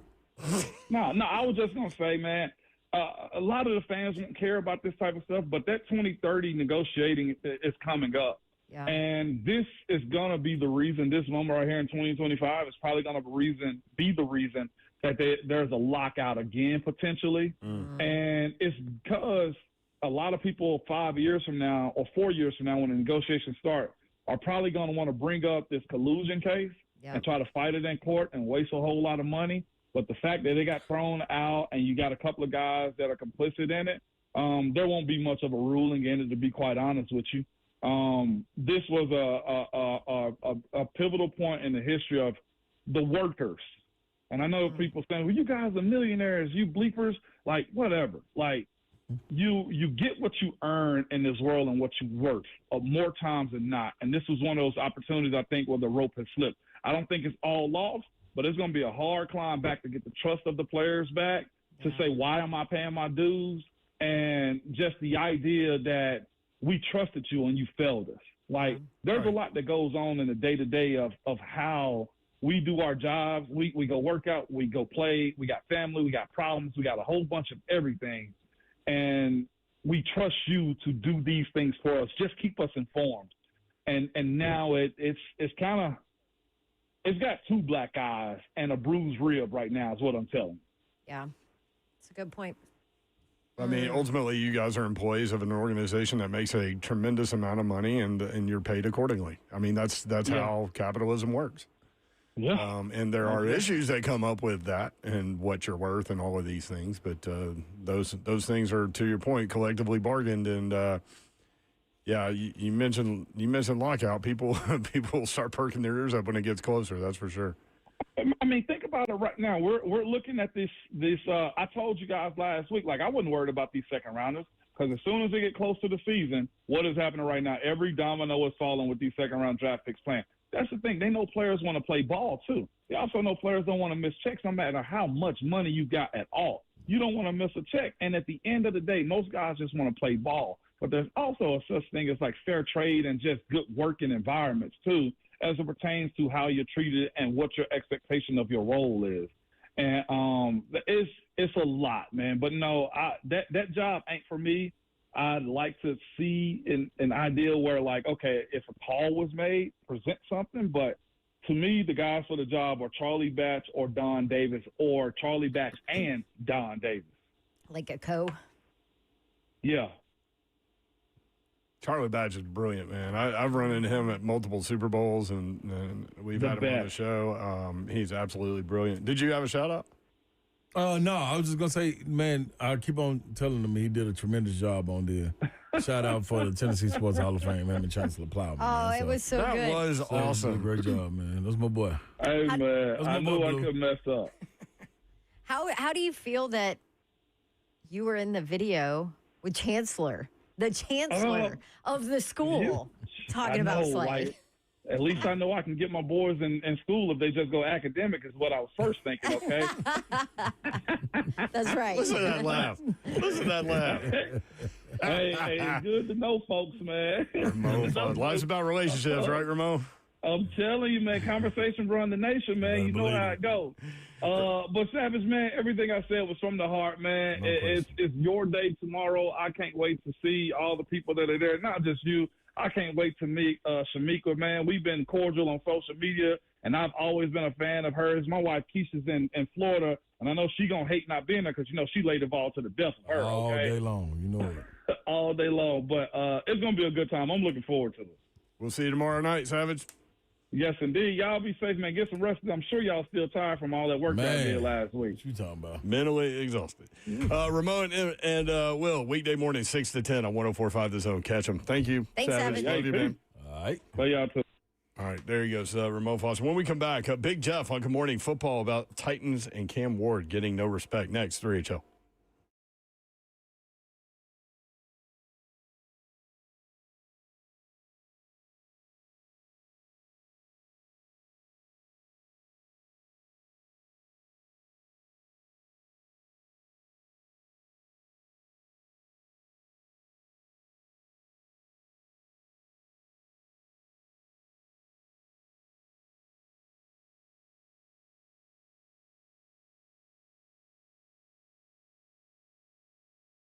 What's happening, y'all? It's hot.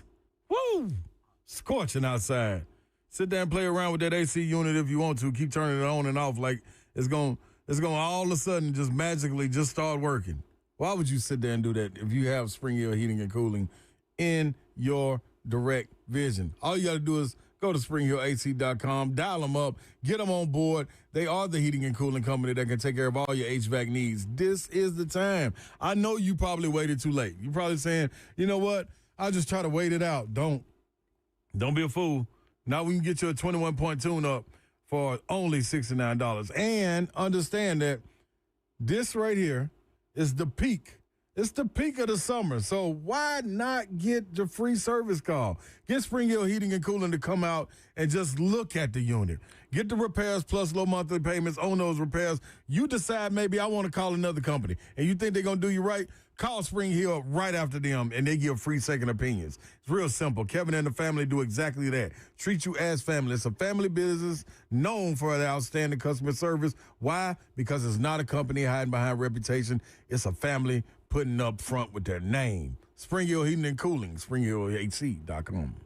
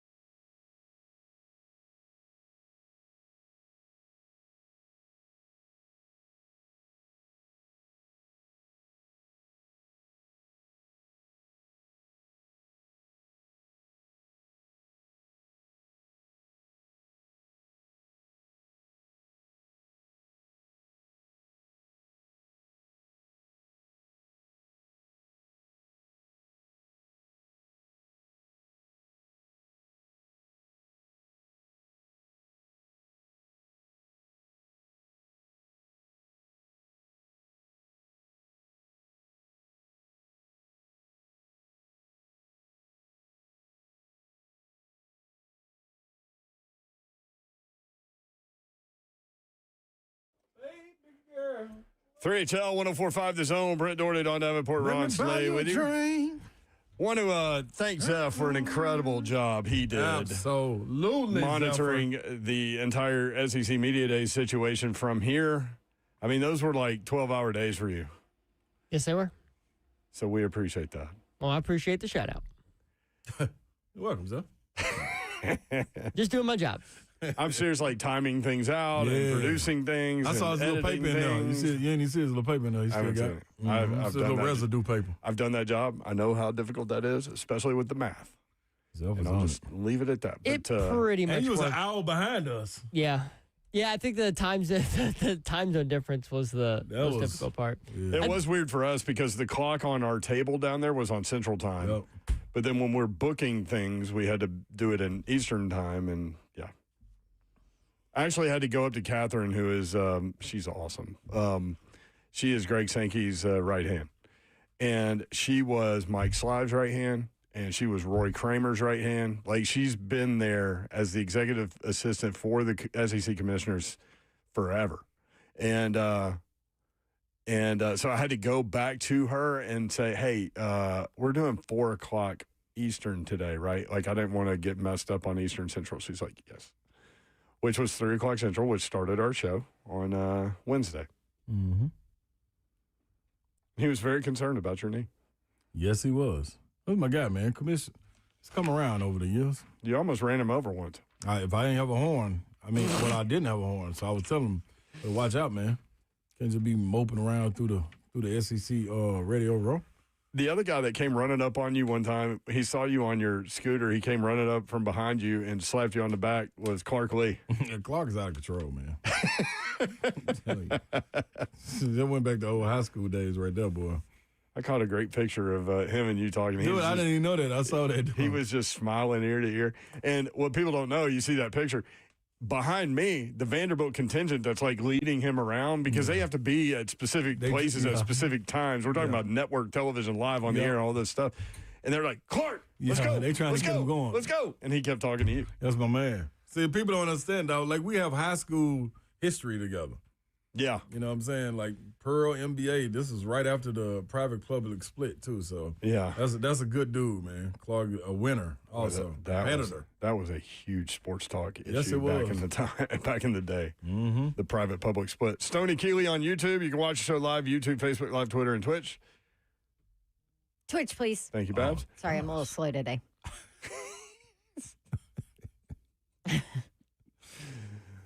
Somebody poke her in the back over there. That's our girl. He wrote, I got to go mow this yard, but wanted to say congrats, Slay, a man worth celebrating. I'm happy for you, big dog. Y'all have fun. Appreciate that, Stoney. I always mess up, man, because Savage got me calling him Steely.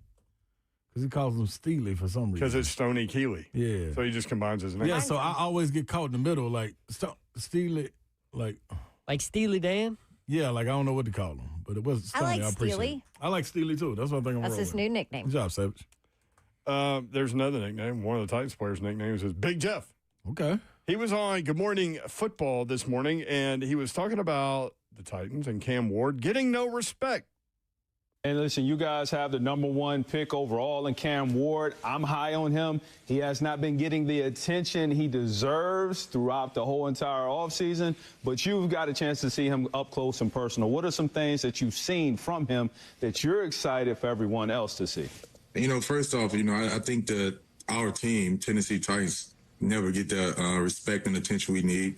I never seen the #1 pick overall never get the respect and, quite frankly, the attention that he deserved. I went to minicamp and, first off, I met Cam for the first time. It was at a private birthday party that Saturday before the minicamp, the week before minicamp.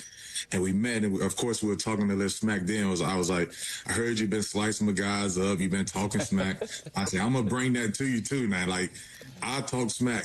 We started there, and then just to be able to get that relationship with him off the field, we chopped it up for a long time. We talked about fishing and things that he liked to do off the field. And I think that's what mattered the most for me is, especially with young guys, trying to gain that relationship with guys off the field to make them feel comfortable. We know that Cam Ward going to have to play football for this season. And it's my goal and my job to, help him out. Going to year 7, I think I've been the longest tenured Titans, with Tennessee, just to try to make him feel at home from a vet. It's crazy to say that now that, year 7, a vet. But, it's been unbelievable with his, I'm sure you guys saw it, but Cam Ward went to, it was in minicamp, and, it was out there play. We stopped him. I think I ended up getting a sack, and all of a sudden we talking smack, and Callie gave him the dang play, and I'm like, I'm still talking smack to him. I'm joined because that's my game. Like, I want to talk smack to you. I want to get in your head. It didn't faze him. He's still talking smack while Callie getting the play to him. Still talking smack. Callie getting the play. He giving the play to the offense. Still talking smack to me. And I'm like, I give him the play. And literally, when he gave him that play that came through the line, the next play, after the smack talk, he threw an 80-yard bomb to Kevin Ridley. So that just the swagger.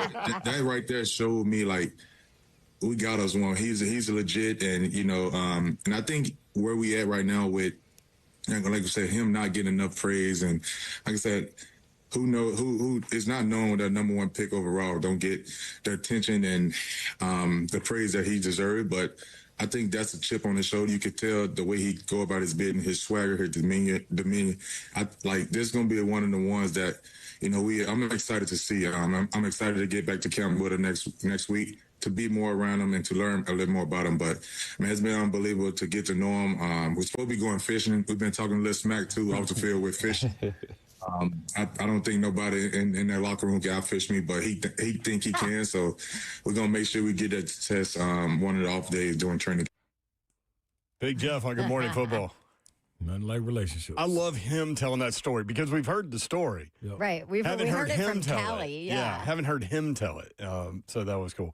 And it's funny, like, during this whole smack talk thing, the very next play, he wants to put a dagger. Like, you want some? Here's some. I'm not just going to throw a screen pass. No. Like, let's go. Yeah, keep on playing. That was done for a reason. Like that, Cam. Love it. When we come back, Femi Oladejo also on Good Morning Football talking about Cam Ward, and Manti Te'o has a take on the NFL Rookie of the Year. Next, 3HL.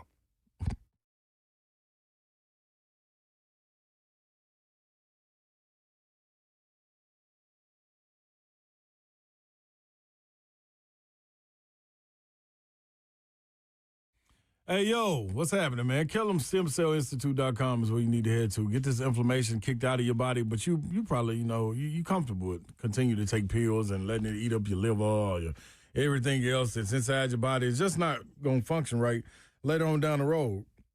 But you have an opportunity with your body and your cells for you to have a solution. Your body's stem cells are the answers you're looking for. A wide range of issues come from inflammation, and autoimmune disorders derive from inflammation. So you want to get it out. You have the answer. It's your body's own healing cells, which are stem cells. They store them for future and continued use and harvested and redeployed based on your needs. So wherever you need a direct hit, ankle, knee, back, neck, does not matter, hip, whatever it is, go there. Kellum. He'll sit down with you. Dr. Ethan Kellum, 615-850-4415 is the direct number to get your consultation today, 615-850-4415. KellumStemCellInstitute.com.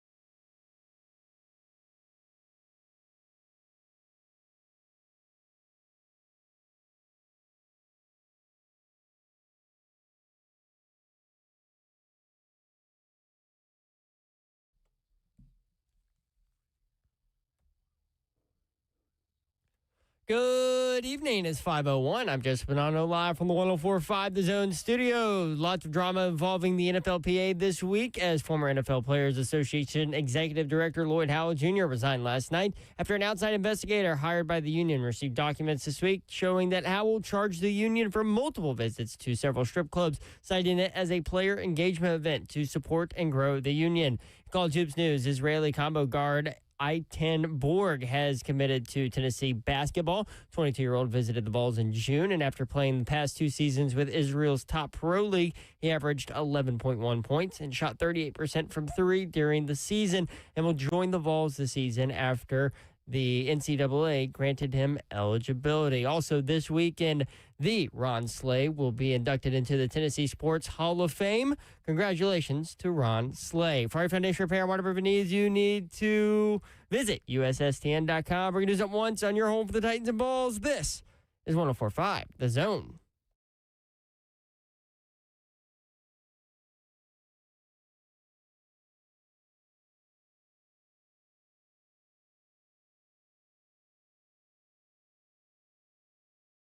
HL 104.5 The Zone. Britt Doherty with you on a beautiful day in the Music City. It is the weekend, y'all. What do you got going? You can watch the show live, YouTube, Facebook Live, Twitter, and Twitch. Twitch, please. Coming up at 5:20, Phil Steele will break down every SEC team. He's got his college football preview.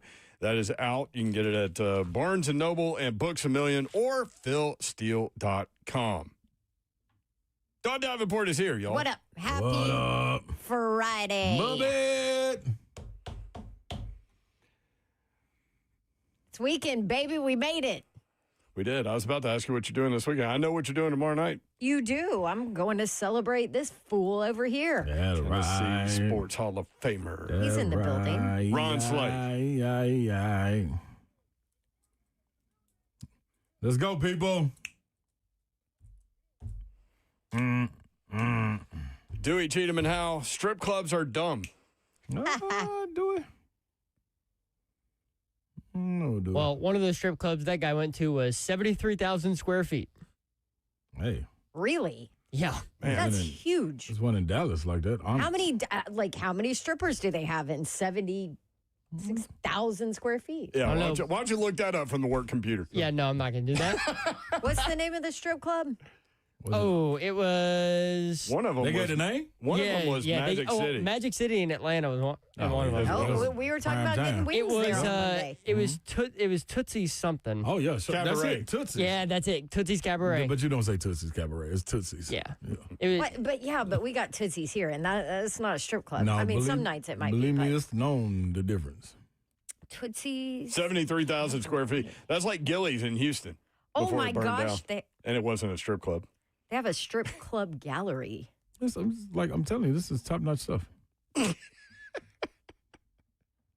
Oh, no, this is like, it's a whole thing. could you, just imagine... I hate what my Instagram and Facebook ads are now going to be Yeah. after looking this up. Way to go, Don.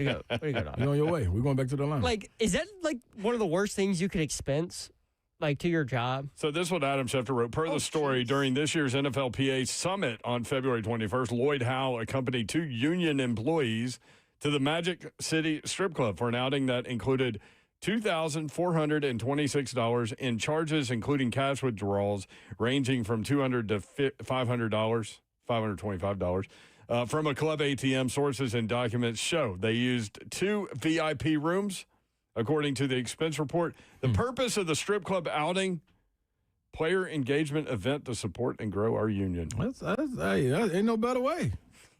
Grow the union. Who was it that told us to go to Magic City Monday? Savage. Yes, that's true. Like I'm telling you, you want people to come together. This is it. Over wings and Man, come on, man. Entertainment. This is it. They have a wouldn't be mad at whole 'em. gallery. This place is huge. Yeah. It's real in live. Miami, by the way. The one where Tootsie's is in he Miami. spent all the Tootsie's money Miami. is in Miami, yeah. And he spent 7 hours there. Jeez. He landed at 10:30 and left at 6 a.m. the next day. 10:30 p.m. p.m. and left at 6 a.m. the next day. Huh. Yeah, 7.5 hours. Wow. And apparently he had the rideshare service guy wait for him. Which is why it was $740. Well, the party room package. At least he went out with a bang. The party room package is that. $2,000. The party room package? Mm-hmm. What do you get for that? Absolute Avion. That's cool. Or Jameson. Avion tequila. Okay.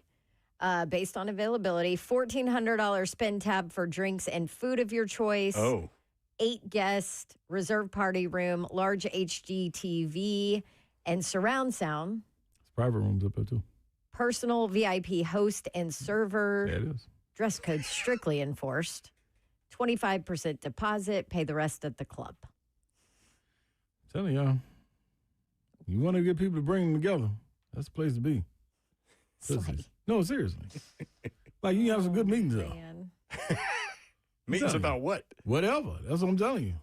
And then expense them to the NFLPA? Listen, maybe you put out the wrong card. It's sad Twice? Yeah. It can easily happen. Twice. Ooh, I wonder if that is what happened. Yeah, brother did, especially when we went to the ATM. Nah, he would have resigned if that was it. Well, I mean, at that point, yeah, it's over. It's over there. Yeah, you can't. Oh, my bad. Listen, y'all told you I was pulling the wrong card out. I ain't listening to that. Multiple times? Yeah, my bad. And you make that mistake twice. Right. Man, it can happen. That bottle service might A little be. fried turkey. Yeah. Do it. They have a career opportunity page on their website. Okay. Server, floor host. Do you think floor host is basically a No, that's performer? Yes. Then I just told y'all they have little rooms you can go in while you up there. The 2,000 is to get you in the private room. Then you got to spend. Then there's everything else. Then you got to spend the $1,400. Then you got the private room. DJ, the private room. shot girl, Yes. security, bartender, door girl, bar back, kitchen. Do you have experience in this career field? Upload your resume. A lot of entertaining people in this world. I've spent way too much time on this website. I think you're doing a terrific job reading it. I can't believe they have a gallery. This is an interesting way to segue into a promotion that we have going next Tuesday. We'll be at Awesome. A promotion? We'll be at Twin Peaks in Madison on Tuesday. Guess who's going to be there? Not quite Tootsie's. Yeah.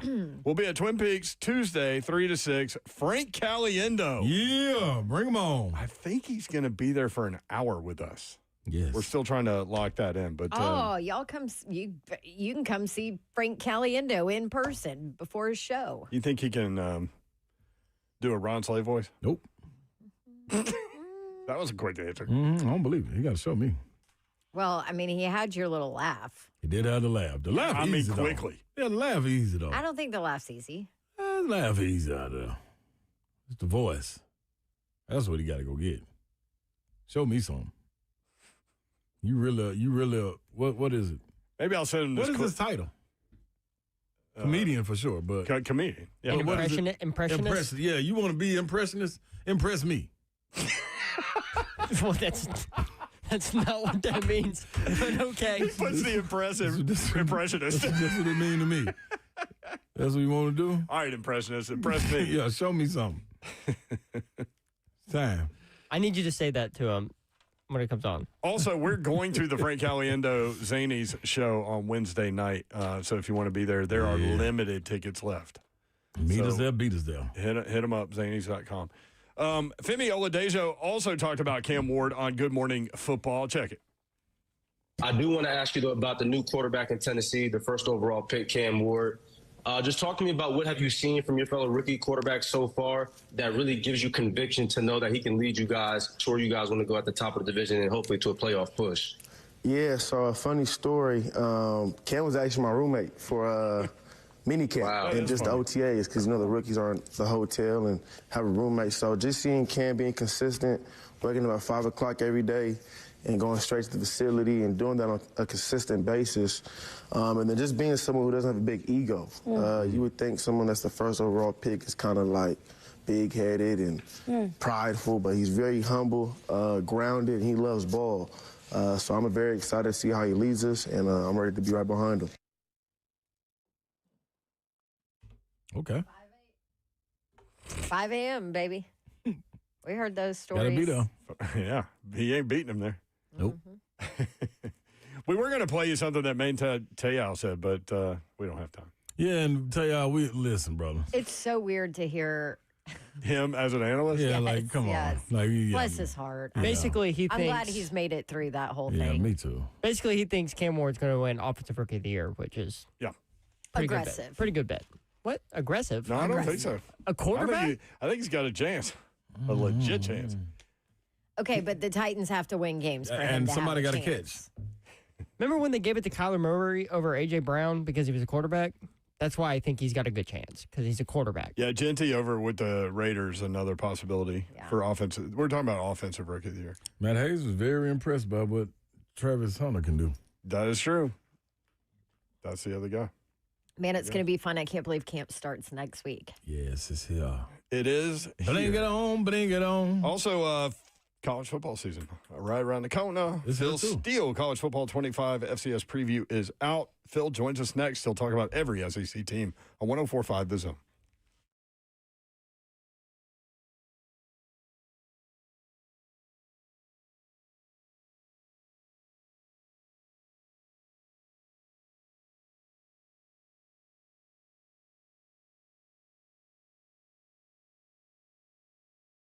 All right, it's summer. School's getting ready to start, so you know what that means. It's officially moving season for a lot of people. Time filled with hours of packing and unpacking, so much bubble wrap. But the first thing you need to do when moving into your new home, make sure that Wi-Fi is booming with Xfinity. It's super quick, it's easy to set up, and then boom, you'll have your new home hooked up with the ultimate Wi-Fi experience faster than the time it takes to parallel park a moving truck. You'll be back online with the most reliable Wi-Fi with the best in-class equipment from Xfinity. So kick back, relax, stream your favorite movies and TV shows while someone else deals with all of those boxes. Because with Xfinity, the only thing you have to worry about is remembering which box you packed the remote into. Make the right and easy move with Xfinity. Go ahead and check out what you need to do before you go. Learn more at xfinity.com/move. Restrictions apply, not available in all areas. Most reliable Wi-Fi claim based on Open Signal Awards USA. Fixed Broadband Experience Report, August 2024. Heard the Mark Patrick weight loss hypnosis hype? Well, I attended because my father stopped smoking. I lost 70 pounds and my friend lost 20 pounds in the first 2 months. Wow, what are you waiting for? Join Mark Patrick seminars and lose the weight or stop smoking guaranteed for only $49.99.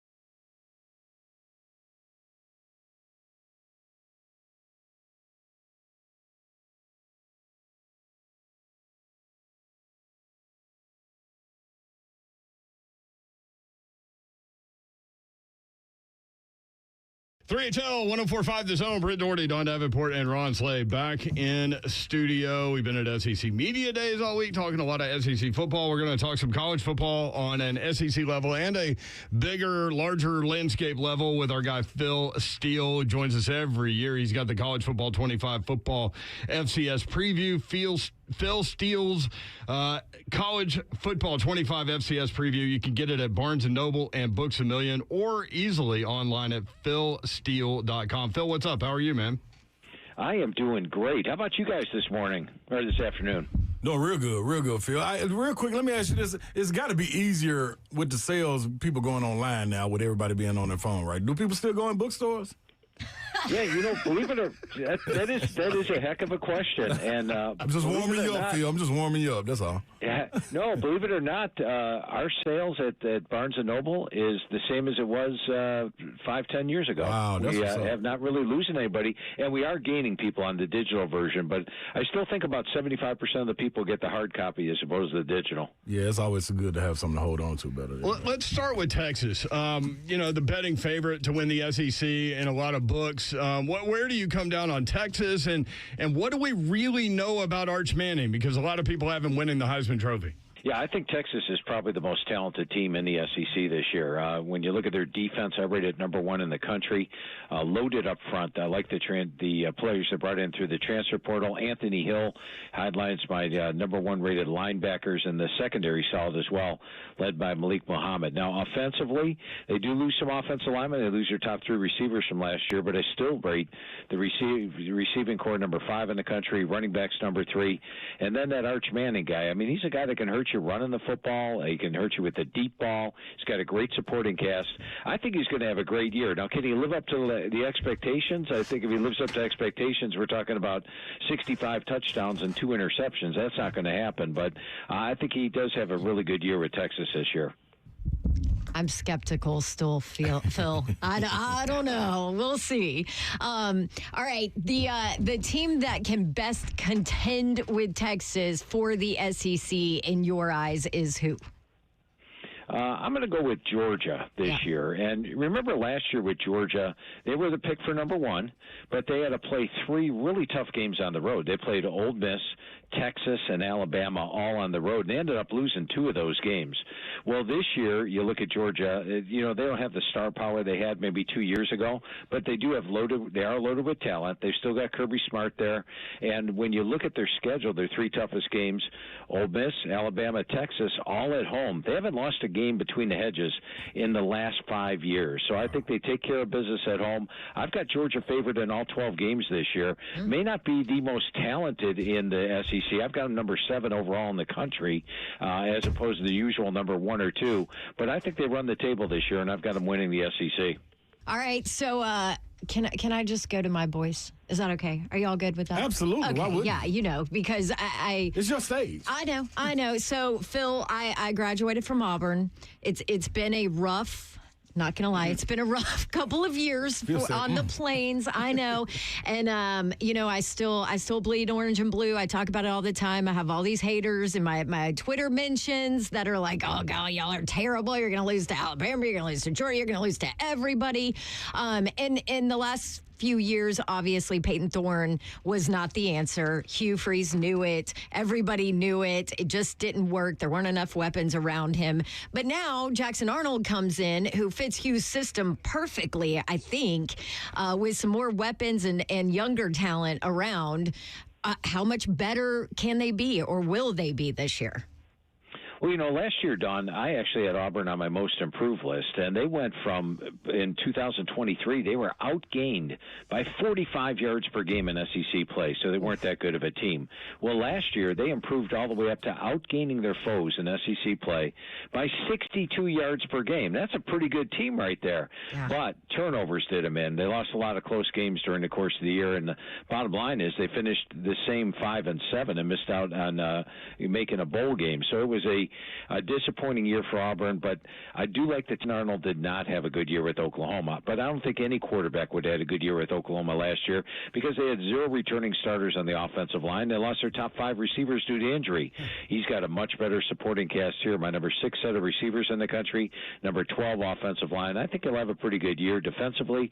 I like Keldrick Falk up front on the defensive end spot, Kalen Lee at the cornerback. They do have good talent there. I think Auburn's going to have they're going to get bowl eligible, and they're going to have a bowl season, probably get to 7, perhaps even 8 wins. The schedule's not easy, but I do see a much better year for Auburn this year. Okay. I like it. Optimism.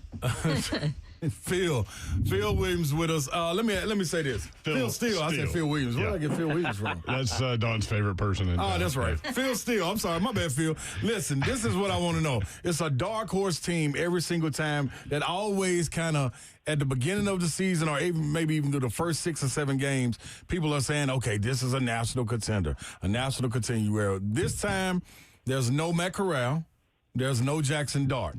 You're coming in with a guy in Austin Simmons. What does Ole Miss have? What's on the how far can they go, really, with a new quarterback with a lot of questions around it? Well, I do think Austin Simmons, Ron, is going to have a good year. He's a guy he's got all the talent in the world. He's highly intellectual. I really like everything about Austin Simmons. They're doing their transfer portal thing again. I mean, they lost the bulk of last year's squad. I thought last year's team was really one that was poised to make the playoff. And this year, they're not quite up to last year's standards. But when you look at the overall talent that the team has, I like Simmons. I like the skilled players. Question marks on the offensive line, question marks on the defensive line, whereas last year there was no such question marks. They were dominant in both areas. So those would be my big things. But you look at the schedule, schedule's manageable. I rated number 48 in the country. It's a much better schedule than Auburn faces this year, for example. But they do play Georgia and Oklahoma on the road. I think the key to Ole Miss is going to be that LSU game on September 27th. If they can win that, they have the possibility of getting to 10 wins this year. But I think they're just down a notch from last year talent-wise. That's tough. Phil Steele with us. Again, philsteele.com. Barnes & Noble, Books A Million. That's where you can get the college football preview. As we bounce around team to team, let's go to Florida, Phil. And DJ Lagway is getting a lot of talk coming off that season last year where he took over due to injury. What do you think about the Gators? Can they jump back with Billy Napier? Yeah, I've got him rated number 10 in the country talent-wise this year, and that's especially if DJ Lagway's healthy and stays healthy all year. He was 6-1 as a starter last year. Love the running back core with Baugh, Jackson, and Webb. The receivers look dangerous. And, when Billy Napier took over, they had a couple years of poor recruiting in front of him, and he's recruited well. This is his 4th year, and last year he surprised folks. I mean, everybody looked at the schedule last year and said, well, he's going to have a losing season. I had him on my most improved list, and when I talked to Coach Napier, he said, the schedule won't look as daunting at the end of the year, and that's because they won some of those games, and I think that's going to be the case this year. I think they're a very talented Florida team, excellent on defense. Remember last year down the stretch, they beat both LSU and Mississippi, which are ranked. They get Texas at home. Don't sleep on that one. They could win that one. They get Georgia and Jacksonville, Tennessee at home. I think Florida's got a chance of improving on last year's 8 wins, despite the fact they remain playing one of the toughest schedules in the country. Phil Steele with us on 3HL. All right, South Carolina, a lot of people like to kind of talk about the quarterbacks with Arch Manning at Texas, which you addressed, DJ Lagway at Florida, which you addressed. Let's talk about Lenoris Sellers at South Carolina. Huge jump from him.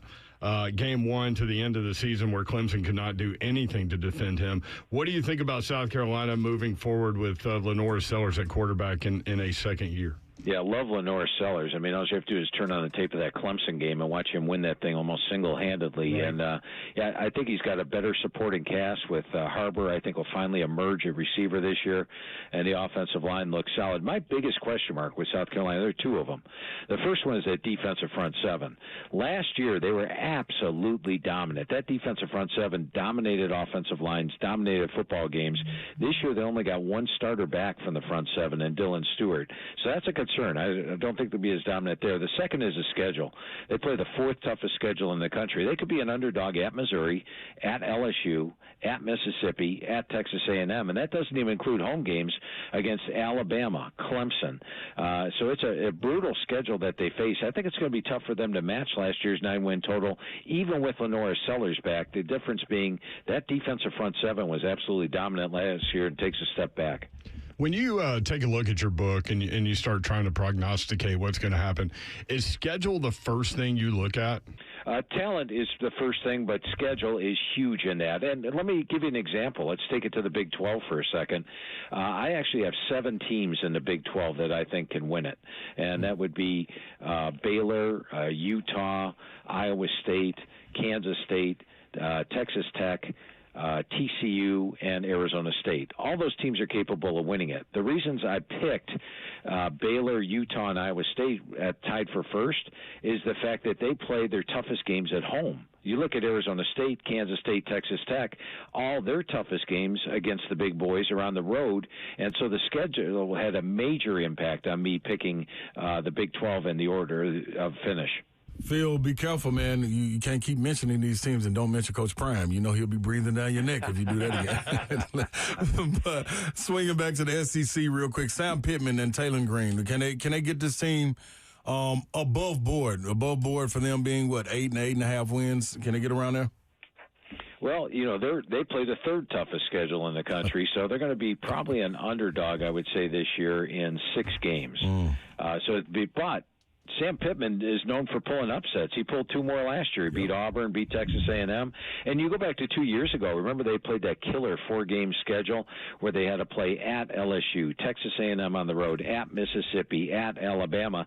3 of those games they lost by 3 points or less. So, they played really tough, or they have capability of knocking them off. I think if Taylor Green stays healthy with Bobby Petrino as offensive coordinator, they can pull some upsets. Pittman knows how to build an offensive line. I like the defense led by Sorey. So the possibility exists. I'm not predicting it. I think Arkansas is more in line to make a bowl game and have another solid season like 7-6 last year. But it would be a possibility if they pull a couple upsets. All right, so since Slay took us to the bottom of the barrel in the SEC, outside of that monster buyout that Mark Stoops has, does he have a roster that can possibly save his job this year? Well, I think it's going to be tough. I'm not forecasting them to. If the over/under win total is 5.5 on Kentucky, I'm actually playing the under right now. When I look at their schedule, there'll be an underdog hosting Mississippi, at South Carolina, at Georgia, home to Texas, at Auburn, and they also play at Louisville. They have to host Florida, so it's a pretty tough schedule. Now, overall, I like Zach Calzada at quarterback. I think he'll have a decent year. The defense is usually pretty tough and should be strong once again. They added a lot of transfers, but the pressure is definitely on Coach Stoops. But I would take the under on 5.5. Okay. You boys want to talk about those Vols? Why wouldn't we? I know you do. Phil, when you look at the Vols, it was a lot swirling around Nico, and he's out of there. Now you bring in a guy like Joey Aguilar. You got 2 other quarterbacks back there fighting with him. Where can this hypo offense get going as far as the long ball? We understand what their defense and things will be. Where do you see them ending up? And the amazing thing is, I think if Nico was still there, they'd be a potential top 10 team coming into the season. And, Joey Aguilar is not chopped liver. He's a guy that's been a 2-year starting quarterback at App State. I thought 2 years ago he had a really good year. He had a 33-10 ratio that year. Now, last year he slipped up a little bit. Not a lot of things went well for App State, and the ratio slipped to 23-14. And keep in mind, he was in the App State offense, and then he learned the UCLA offense, and now he's learning the Tennessee offense, all in the span of 1 year. That's got to be a lot of stuff going through that guy's head. But they've got talent at the quarterback position, and he does have experience. The things that concern me with Tennessee would be losing to Dylan Sampson. This guy set the record for Tennessee rush yards last year. Losing the top 3 receivers, losing 4 starting offensive linemen. So normally I'd call for a large drop after that, but I think Joey Halsey and Josh Heupel do a good job on the offense, and they'll still be somewhat potent. Defensively, there's some good players there. The schedule sets up well. I think it's a manageable manageable schedule. I mean, there'll be an underdog against Georgia. There'll be an underdog at Alabama, at Florida. But the big games for me, for Tennessee, determining whether or not they could be back contending for a playoff or not, are probably the home game against Oklahoma and the road game against Florida. If they can win both of those, I think they can challenge for a playoff spot again, provided they get the play I expect they will out of the quarterback. PhilSteele.com, where you can get his college football preview. Let's go to Alabama. Year 2 for Kalen DeBoer. They now move on toward Ty Simpson, I guess, at quarterback, have some elite playmakers at wide receiver. Should be great again on defense. Does Alabama make a jump from that 9-win season, first single-digit win total since 2007? Yeah, the only question I have with Bama is, of course, the quarterback. I do think Ty Simpson will have a good year. He was my number 3 rated quarterback out of high school, did well at the Manning Passing Academy, and he's surrounded by talent. I mean, the running backs, receivers, offensive line, defensive line, linebackers, and DBs all rank in my top 10, and there's tons of NFL talent on this roster. And Kalen DeBoer took a weaker Washington team all the way to the national title game in his second year there. I think he'd do much the same here at Alabama. The only game I have a dog in all year is at Georgia on September the 27th. Can this team get to the SEC title game? Yes, they can. Can they win it? The potential is definitely there. And can they contend for a national title? I think they can with Kalen DeBoer as head coach now in his second year.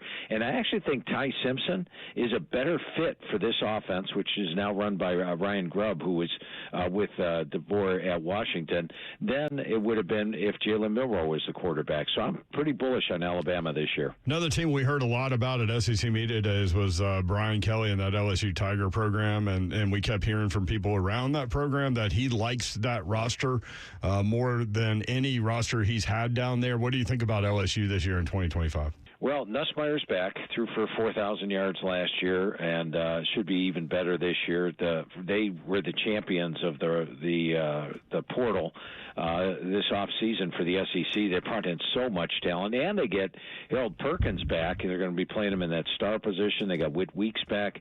There is a lot of talent on this year's squad. The Clemson game, they'll probably be an underdog in the opener. At Alabama, at Oklahoma are 2 more tough tests for them. They also have to play Ole Miss on the road. But I think they're a legitimate contender in the SEC. For the SEC, I think they get 4 playoff spots. I'm going to say that definitely getting playoff spots are Georgia, Texas, and Alabama. That 4th spot's going to go to either LSU or 2 other teams which we haven't talked about yet. And those teams are? Oklahoma, which is a bit of a shocker because they were 6-7 last year, and Texas A&M, which really was playing for a berth in the SEC title game in the final game against Texas last year. You like Marcel Reed? We thought it was interesting that he wasn't at SEC Media Days as a representative for Texas A&M, but he's a local kid. He's from here. We love him. How do you think he kind of runs that team this year? Yeah, public opinion is not great on Marcel Reed. You think he would be getting a little bit more pub, but here's the thing that I like about Marcel Reed. When I talked to Coach Elko last year, we were going over the team, he said his offensive line was middle of the road SEC. This year when I talked to him, he said his offensive line is a Joe Moore Award contender. I like it when coaches tell it to you straight, and with that kind of offensive line, I think Marcel Reed's going to have a better than expected year, and I love the acquisition of Casey Concepcion. He sort of had a down year last year, but if he plays like he did at NC State 2 years ago, he'll be electrifying. They've got a deep running set of running backs, so the offense won't rely on Marcel Reed. I think they're a threat this year, and Mike Elko has overachieved my expectations 3 out of 3 years as a head coach. Yeah, he does such a great job, and his players play for him too. Okay, one of the most electric and vocal quarterbacks out there right here in Nashville, and Diego Pavia. He got himself another year. Vandy, did things they've never done as a program last year with him at the helm. Always about depth, right, when it comes to Vanderbilt, and it seems like maybe they have a little bit of it this year, but how do you think Clark Lee and Pavia fare this year? I tell you what, going over the roster with Coach Lee, this is not your typical Vanderbilt team. This is a good team, and having the Pavia there. Now, let's keep him healthy. That's got to be one thing that Vanderbilt fans got to be rooting for because, let's face it, at the end of last season, he was banged up, not 100%. It wasn't quite the force, and I think that's why they lost some of those games. But having Eli Stowers back at tight end, he's an NFL-caliber tight end. The offensive line looks really solid. It's greatly improved last year, and this is the best group that Coach Lee has put on the field in his 5 years. And defensively, there's all kinds of talent and experience, and they bring in some transfers. So it's not your typical Vanderbilt team. It's tough to get over how you think about Vanderbilt, and you look at the schedule. I mean, they've got road games against Tennessee, Texas, Alabama, and South Carolina. They're definitely going to be an underdog in all four, but does that mean they're going to lose them? Heck, this is a team that lives on the upset. So they're a very confident team. I know when I talked to Coach Lee, he was very confident in this team in this upcoming season. Phil, let me ask you, when you look at what Drink is doing down there, he's definitely at the podium making waves, but what is his team going to do? Your quarterback gone now. The year before, your running back left. What's going on with Missouri? I tell you, they are going to have a really good defense this year. Okay. 9 starters are back, and the spring practice, the defense sort of dominated the offense. Now, the offense does have talent on the offensive line. The question marks are a quarterback. I like Bo Prabula coming over from Penn State. You look at the running backs. They bring in Ahmad Hardy coming over from ULM. They got Kevin Coleman at wide receiver. So there is some talent here. I think they get off to a great start. You look at their first 5 games, they got the potential to be 5-0 when they host Alabama. They'll be all fired up for that. But they do play Bama at home. They play A&M at home, or a couple of tough tests.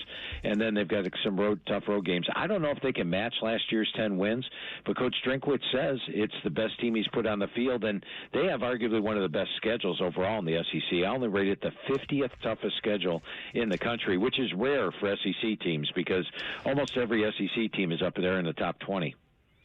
Yeah, but they do that every year. Like they did that somehow last year. They win 10 games, they lose to the 3 toughest teams they play, and they still get that 10-win season. You mentioned Oklahoma briefly. I want you to hit on them a little bit. And then Mississippi State, we were really impressed with the players that they brought to SEC Media Days, and I know they're last in terms of win total going into the season, but maybe Blake Shapen can get something going. Yeah, as I touched upon when we were talking about Jackson Arnold, Oklahoma last year had no offense. Their offensive line, nobody back. Receivers depleted. And this year they've got a veteran offensive line. The receiving corps gets those injured guys back, plus add some players. They bring in quarterback John Mateer from Washington State and the offensive coordinator from Washington State, and Ben Arbuckle. They also bring in Jade Knott, who was the best running back in the Pac-12 2 years ago. He got injured last year, wasn't 100%. He's back to 100%. I think they actually have an offense to go with that defense. There was nothing wrong with the defense last year. They played one of the toughest schedules in the country, yet held opponents to 87 yards per game below their average, number 6 in the country. And Venables knows defense. He's got 8 starters back there. Also, last year they only had 3 home games in the SEC. This year they get 4 home games, plus they only have 3 true road games because Texas is at a neutral site. I think you're going to see a much better Oklahoma team. And as mentioned, they're one of the teams that I think could be a playoff team. They're my number 1 surprise team this year, or a team nobody's expecting to make the playoff that could. They were 6-7 last year, but I'm looking for double-digit wins this year. All right, Phil Steele with us. Your big picture national champion pick is who? Sort of going out of the box here for the first time in 31 years of the magazine. I'm picking Penn State. Wow. And when I look at Penn State, you know, what did Michigan and Ohio State have going for them the last couple of years? They had veteran teams where a lot of players turned down the NFL. That's what Penn State did. They've only lost 5 players to the draft. And of all the top contenders last year, they're one of the few with a veteran quarterback in Drew Lar, who is now in his 4th year. They've got the best running back core in the country with Singleton, Allen, Martin, and Smith. They've got my number 1 rated offensive line in the country. They've got practically the whole defense back from last year. They bring over the defensive coordinator from Ohio State and Jim Knowles, so I think they'll still be strong on defense. And while they do play Ohio State on the road, this team's capable of breaking through. They've played Ohio State tough the last couple of years. I think they break through. I'm actually going with Penn State to win it all this year. PhilSteele.com, the website. That's where you can get the digital book, Barnes & Noble, and Books A Million. You can get the hard copy. I love the hard copy. Phil Steele's College Football 25 FCS Preview. It is an awesome book. Thank you, Phil, for the time. Appreciate you, man. Always enjoy talking football with you guys. All right, see you, buddy. More 3HL next on 104.5 The Zone.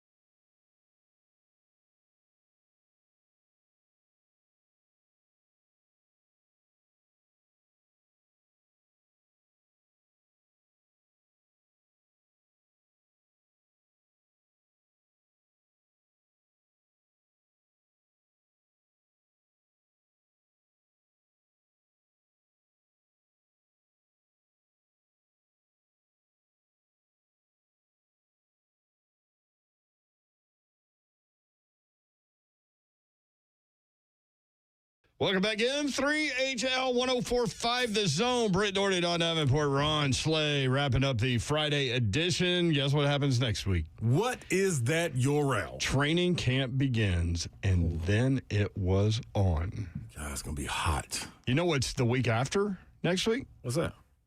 The Hall of Fame game. So that means we will have football games on some sort of level until February. I think Hall of Fame game is going to be down for my throat punch Thursday next week. You think so? Yep. Why are you so anti-Hall of Fame game? I'm not anti. It's just like it's okay. It's football. Who cares? Yeah, Who gives a? It's football. It's like 7-on-7 or something to me. Oh, my gosh. Why? Just because it's so early? Yeah, like if nobody, I mean, people are watching all the way to halftime and then ain't nobody watching. Whatever. Hey, go ahead. But here's the thing, like, you can do without it if you want to, and then let people like me enjoy it. No, that's what I'm saying. Yeah, but it's a throat punch for me. That's what I said. Like, I'm cool with that. I hope y'all enjoy it. So you don't want them to have a Hall of Fame game ever? No, I want them to. I just don't want them to broadcast it. Haters gonna hate. Hey, speaking of the Hall of Fame. Yes. This young man over here. Young man. Is going in to the Tennessee Sports Hall of Fame tomorrow. Most definitely. We cannot wait. It's going to be awesome. And what a phenomenal class, right? Surrounding you. There's a whole lot of balls up in that class. So is. Deion Grant, Shamika Holesclaw, Doug Matthews. Andy Kelly. We're probably leaving somebody. Yeah. Like this. I was talking to Savage and them earlier, and dog, to be able to go in with, like, as a peer of them, you watch the Deion Grant, you watch Shamika Holesclaw, watch Tamika Catchings, and dog, I'm in awe. Like, jaw dropping, like it's a level to it, and they like 2 levels up. You want to know something? You know what I'm saying? They're in awe of you too. Yeah, but you don't feel that when watching. You know what I'm saying? Like I watched them like, dog, that's Shamika Holesclaw. Like, if she walk in the room right now, it's like, hey, y'all, be cool. Don't nobody move. Tamika Catchings, like 3-time national champion, and then Catch to get 1 her freshman year, Deion Grant to get 1 in the fashion that he went out. So, hey, man, that's pretty dope. Like, I think now, don't get it twisted. I'm a bad boy. Let's not question that at all. But man, we ain't questioning them some bad people, though. Yeah. Like, that's a different level, dog. Deion Grant with the interception against Florida, man. I know exactly where I was sitting. Playing center field like Willie Mays. I was watching him. That was a touchdown. That was 6. And that game goes a different way, and that season goes a different way without that pick. Me and Isaiah Victor was standing. No, we were standing. I hope right nobody's by each other. standing behind y'all. Wasn't nobody sitting. We were standing, and as soon as he did it, we both looked at each other and said, "Oh, he going to the league." It's his first round. It's no ifs, ands, or buts. That was a long career with the Giants. That was all right. And Super Bowl champion. So, are you telling everybody about the after party, or after party, man, is going down, man. At where's it going down at? That's the real question, because I'm gonna give y'all the address. Like, pull up on me. Buchanan Street. Yeah, so you're inviting everybody? Hell yeah, everybody. See, this is for the people that couldn't make it to the ceremony. I'm having a brunch earlier.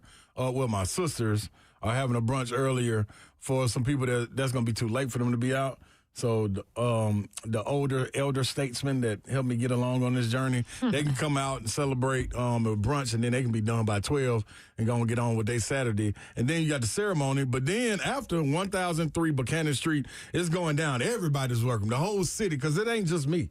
I'm taking the whole city in with me. Look at you. You know what I'm saying? So, that's about what, 10 p.m., 10, 15? Yeah, it started 10 p.m. We ought to be finished up at the ceremony about 9:45. Okay. I think Brad told me. And so 10 o'clock, we kicking it off, and it's going till you drop. I can't imagine the stories that are going to come out this night. It's going to be good and silly. Like Al Wilson used to say, ball till you fall. Man, we ain't got no other choice. Well, it's been a fun week. It'll be a great week. Training camp starts next week, so make sure you are locked and loaded with 104.5 The Zone. Lock it in, rip the knob off, as Don likes to say back in the day. We appreciate you guys, including us in your day and in your lives. We do not take that for granted, nor do we take that lightly. Have a great night. Good night. God bless. See ya. Wouldn't want to be unless you was getting a shout-out from anybody going to the Hall of Fame. Come on out, city. It's going down. For real.